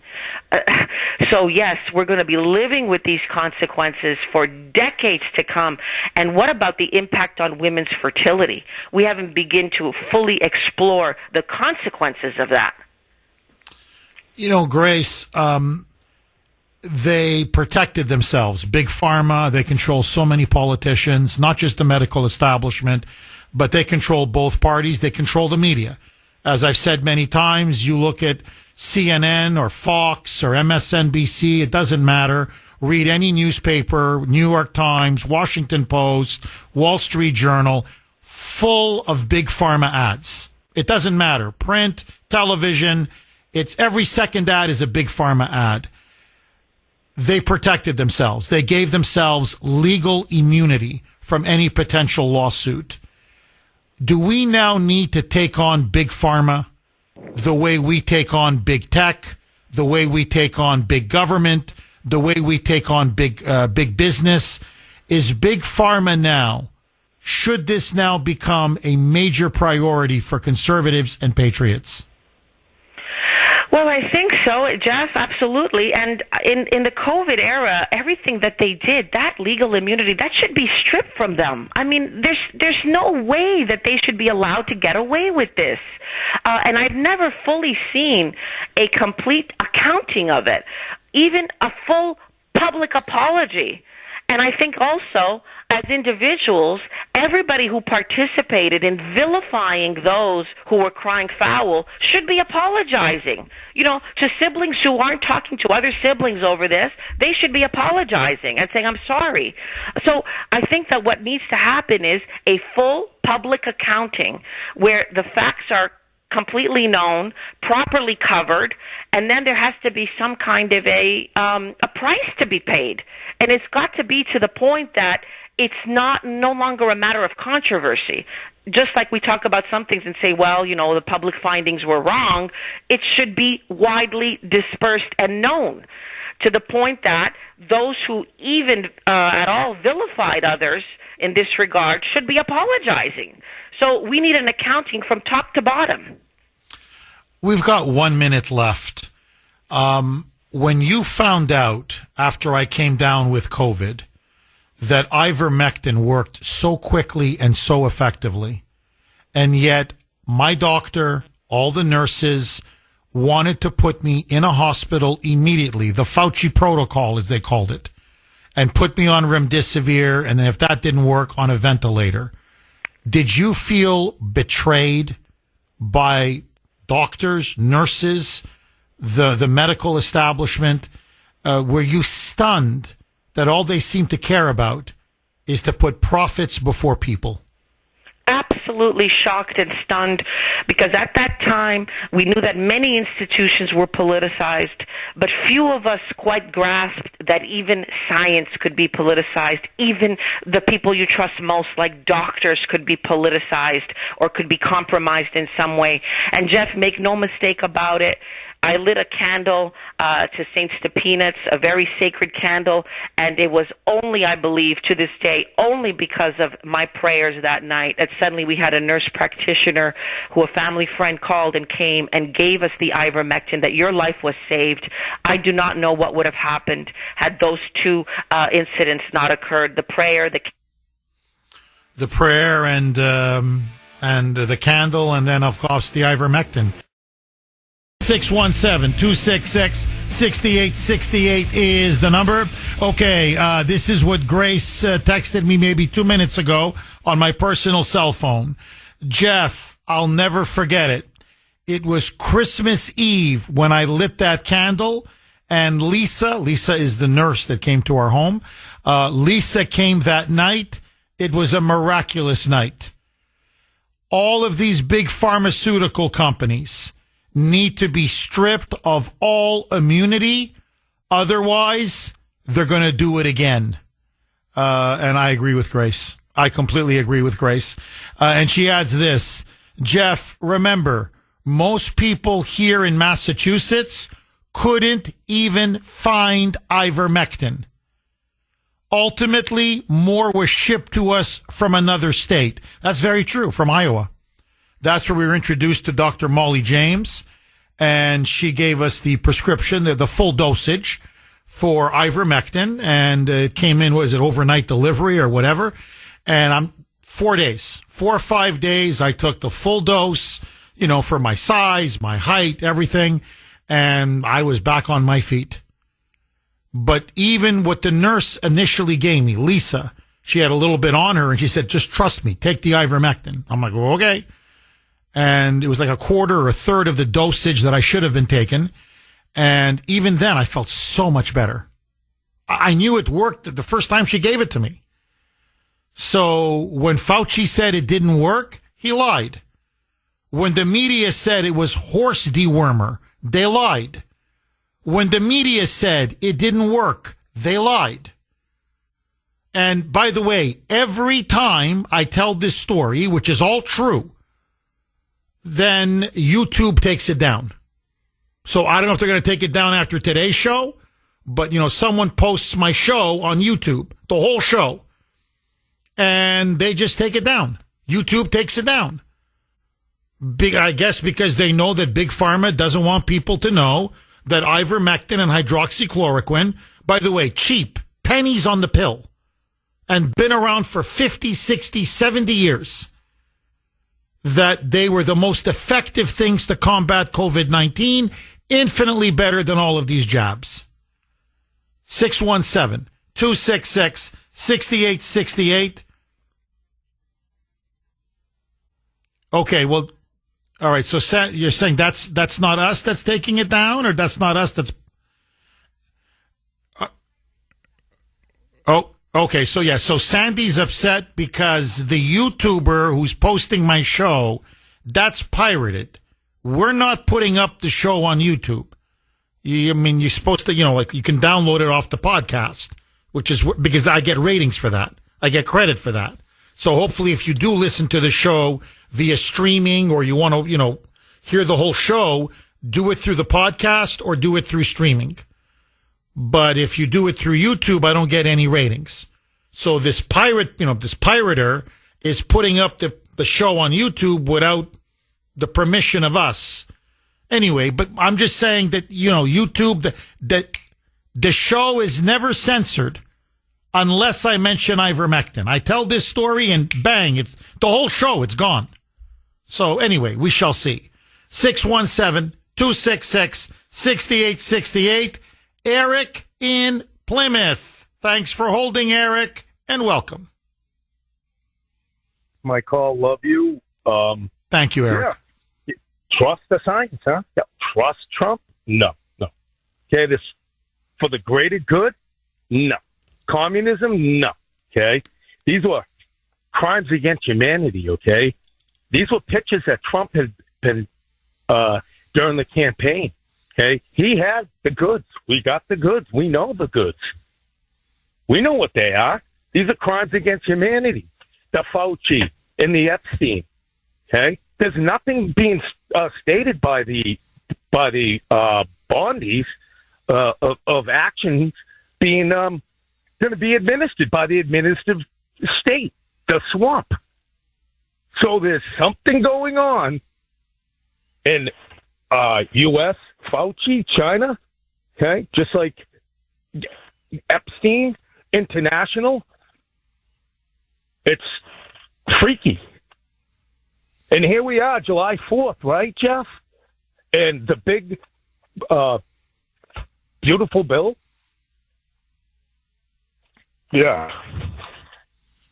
Hello? No, Eric, I'm listening to everything that you're saying. Look, and July 4th, yeah, that was the deadline for the big, beautiful bill. And I guess, I don't know, did he twist some arms? Did he tell him, well, listen, you vote my way and your name won't come out? I mean, I don't know. We're speculating. But look, Eric, all I can tell you with absolute certainty, okay, that Trump promised to dismantle the deep state. And that was one of the key reasons why I support him. There were others, but that was one of the big reasons. We have not dismantled the deep state. We haven't. And there's a medical deep state. That's what we've now found out because of what happened under COVID.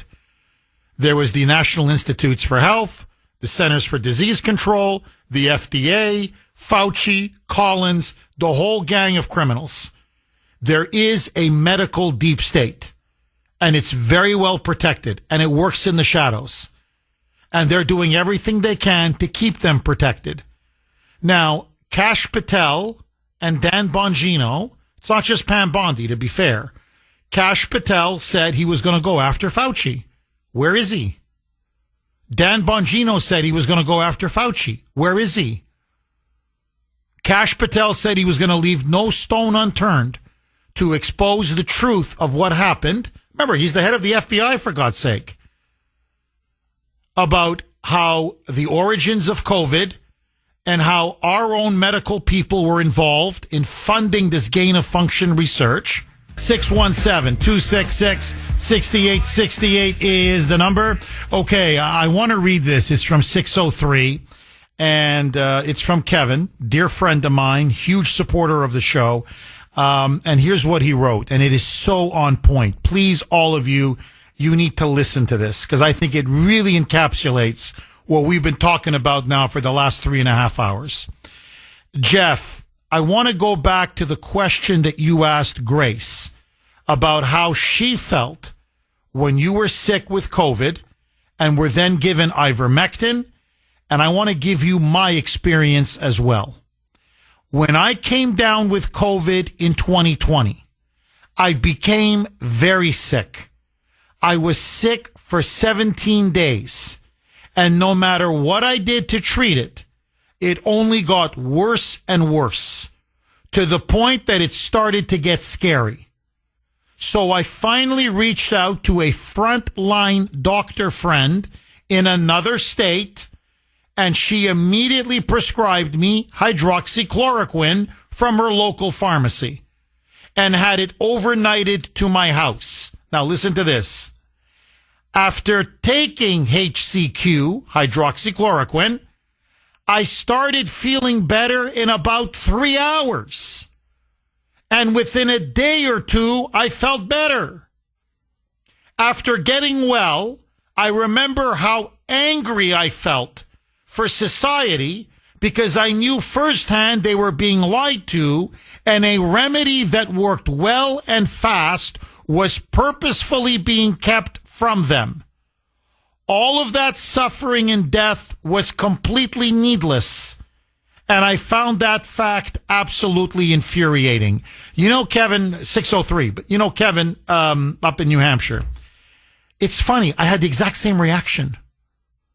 I don't think the ivermectin worked quite as quickly as it did on you as it did. I mean, it worked very fast, but I remember the nurse, Lisa, came, and by the morning, I was feeling better. What was it, 4, 5, 6 hours later? I'm like, whoa, I feel better. You know, so that's number one. But more than that, after, I start to take the ivermectin, I'm like, that's like, it's so easy. And you feel it day by day. I mean, you're getting better and better. After 4 or 5 days, you're fine. I mean, you really are up and moving. You're talking. Your energy's back. Your taste buds were still, my taste buds were still a tad off. It took me about a couple of weeks to get my full taste buds back. But, outside of that, you're back, you're like a new man. And this is where the anger comes in. You're like, and people are being denied this very cheap, very affordable, extremely effective, very fast working remedy. And they're being systematically lied to, that all of this is so unnecessary, and that so many people are not just suffering, but dying needlessly because that scumbag Fauci and Big Pharma have to line their pockets. Enraging. And the media knew this was true, that ivermectin and hydroxychloroquine worked, and they covered it up. And the medical establishment knew, and they covered it up. And so I'm just telling you the effect that it had on me. It shattered my faith. I'm not saying doctors are always wrong. I'm not saying they're all bought and paid for. I'm just telling you that I used to always, I don't want to say blindly trust, But, to me, a doctor is a doctor. I mean, even now, I still have a lot of respect for doctors. But to me, it was almost like, they were like, the law. Okay, I trust my doctor, of course. My doctor says do this, I do it. My doctor says do that, I do it. And then I realized, no, that's even being politicized and corrupted as well. And so I will never trust the medical establishment again. Question everything. Do research for yourself. And never, to me, that's my never trust anyone on blind faith, no matter who they are. Because to err is to be human. And corruption is in human nature, and it's in the human heart. And man, there's a lot of corruption in the media, in politics, and yes, in science and medicine. Okay, let's go to Arthur in Chestnut Hill. Arthur, thanks for holding, and as always, welcome. Thanks, Jeff. Well, your wife was correct about everything she said, and if you went back within 2 weeks of watching Fauci on with his daily report with Trump there, immediately I knew this guy was talking about both sides of his ear, and I said, there's something about this guy I don't trust. Every day he's saying something different, and he's making outrageous statements, and all right from the beginning, this man was evil because he knew exactly where this came from, what caused this, and the fact that he was involved with one of the biggest crime against humanity that ever was perpetrated on the public, and the fact that this guy is still walking around is incredible. And it's not just a partisan issue, but the medical profession, which is ripe with fraud, just like the pharmaceutical is. And don't forget, when they after people in the medical profession who are decent and honest, like the nursing people who refused to turn around and go along with it, they were fired. The effects of what they did during this period is still going on today, and especially in Massachusetts. Many of the results of what they perpetrated, causing people to work at home, people are still working at home. The fact that you pay outrageous prices for everything was part of the reason that was what was going on during COVID, because they said you couldn't have these many people working for you, and as a result, they had to raise prices. Well, they never lowered prices when things changed. Massachusetts is still in COVID and COVID lockdowns. Okay, and I'm a victim of it. Okay, my business is like 5% of what it was, and I'm only open because I keep hoping some of my clients are coming back, but it doesn't look like it. And the reason that it is the way it is because of all the people they put out of business. It's incredible. I gave you a call when I said, how do you quarantine people and tell people to stay home who are healthy? How do you don't have vaccines? Okay, the only reason that you have a vaccine is because you don't have a cure, and you don't get vaccines that work within a few months. It took us 30 years to get a vaccine for polio, and they didn't cause the devastation that this phony COVID baloney did.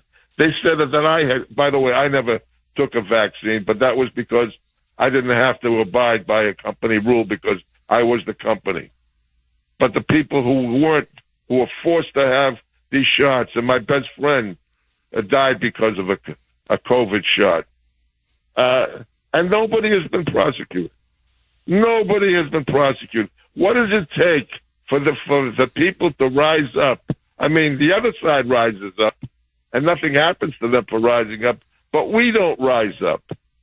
To get rid of this media, to go and once and for all, this disgusting medical profession we have.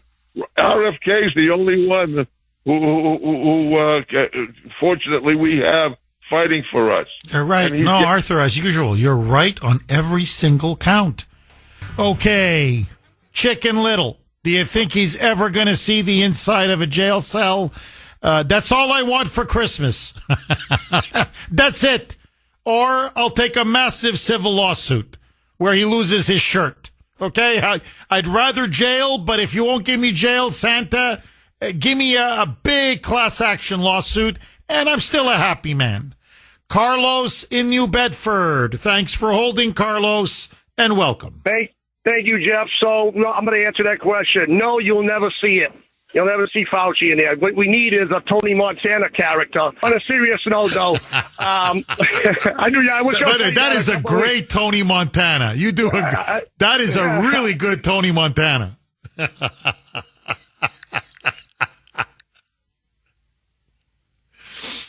Get a chance to call in. But anyway, Jeff, on a serious note, my girlfriend's, I haven't called in a long time, so my girlfriend's cousin, he had just retired from the police force in New Bedford, and he died of COVID, okay? He went on a ventilator, and one should suspect that they put him on that remdesivir, okay?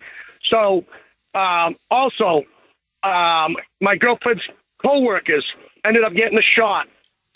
Within hours or so, Jeff, they ended up having paralysis. Their arms were paralyzed. They had to stay out of work for months on end until they were okay to do their job. Now they were hands on. They make professional suits down in New Bedford. They have a factory over there that makes professional suits for many people. So they had a hard time. My sister-in-law's daughter. Reaction right away after the taking the jab. Okay, Jeff. She had the same problems, but she ended up having balanced problems like that lady you had on the radio earlier. She had problems. She had to stay out of work. She was a home care worker. She stayed out of work with this reaction for over a year. Her husband had to stay out of work. Good thing he was a manager at a plumbing supply company. Okay, Jeff. I so much was lucky because I didn't take the jab, okay? It was 30 drivers, and I was the only one that didn't take the jab, and guess what, Jeff? I never got sick. The only time I got sick, and I suspected I was sick from COVID, was back in 2019 in December, Jeff. That was New Year's Eve. I couldn't taste nothing. I never get sick. During winter time, I do a little bit, but this was weird. And then when we found out, obviously, all the taste and the pains and all these things, I said, you know what? I'm going to have my blood work done after I have my physical. And sure enough, Jeff, I had the antibodies from it. Okay, so Dr. Fauci will probably never see the inside of a jail cell. He, Pam Bondi and all that. We played this game all the time with the merry-go-round, and it just keeps going on. The new subject. What's next? And nobody gets prosecuted, Jeff. You're never going to see it unless somebody has enough stones to stand up to these evil people, So, like I said, we need a Tony Montana character to take this guy. I don't want to promote that, but I'm just kidding around with it. But in all fairness and seriousness, Jeff, you're never going to see it happen. Do you have faith in it, Jeff? Because everything else that's come up with Epstein and other things that come up, this has been going on forever. These Democrats and these crooked people never see the inside of a jail cell, and they never will, Jeff. I'm sorry to say that. It breaks my heart to hear all these people suffering, with that lady that was on the radio. And still to this day, like I said, my sister-in-law's daughter still has problems with this because of the jab. She still has problems. She's not 100%, okay? And those coworkers, my girlfriend's coworkers, still have no feelings in the tips of their fingers. And they sew suits, Jeff. They work with their hands, and they still have problems. So, to all those liberals out there listening, shame on you. I think if people lost their jobs, medical work. I was fortunate, Jeff. I drive tractor trailer, but my job kept pushing me to get the jab. And like I said, I was 1 out of 30. Thank the Lord. Thank the Lord you didn't take it, Carlos. And you read my mind. You had natural immunity. You probably had it, in December 2019, and you had natural immunity, and that's why you were able to fight it off and probably not get it again. Can I squeeze one more in, Mike? Angela in Carver, I've got 1 minute. The floor is yours. Go. Okay. Hi, Jeff. Hi. I just wanted to thank you because I reached out to you in January of 2022 when my father was in the hospital with COVID, and you had given me Dr. James's information so I could try to get him the help that he needed. Unfortunately, it was too late in the game, and he did end up dying. But I just wanted to thank you for continuing to talk. I'm very sorry about the loss of your father. And it was my pleasure to help you, and I know many others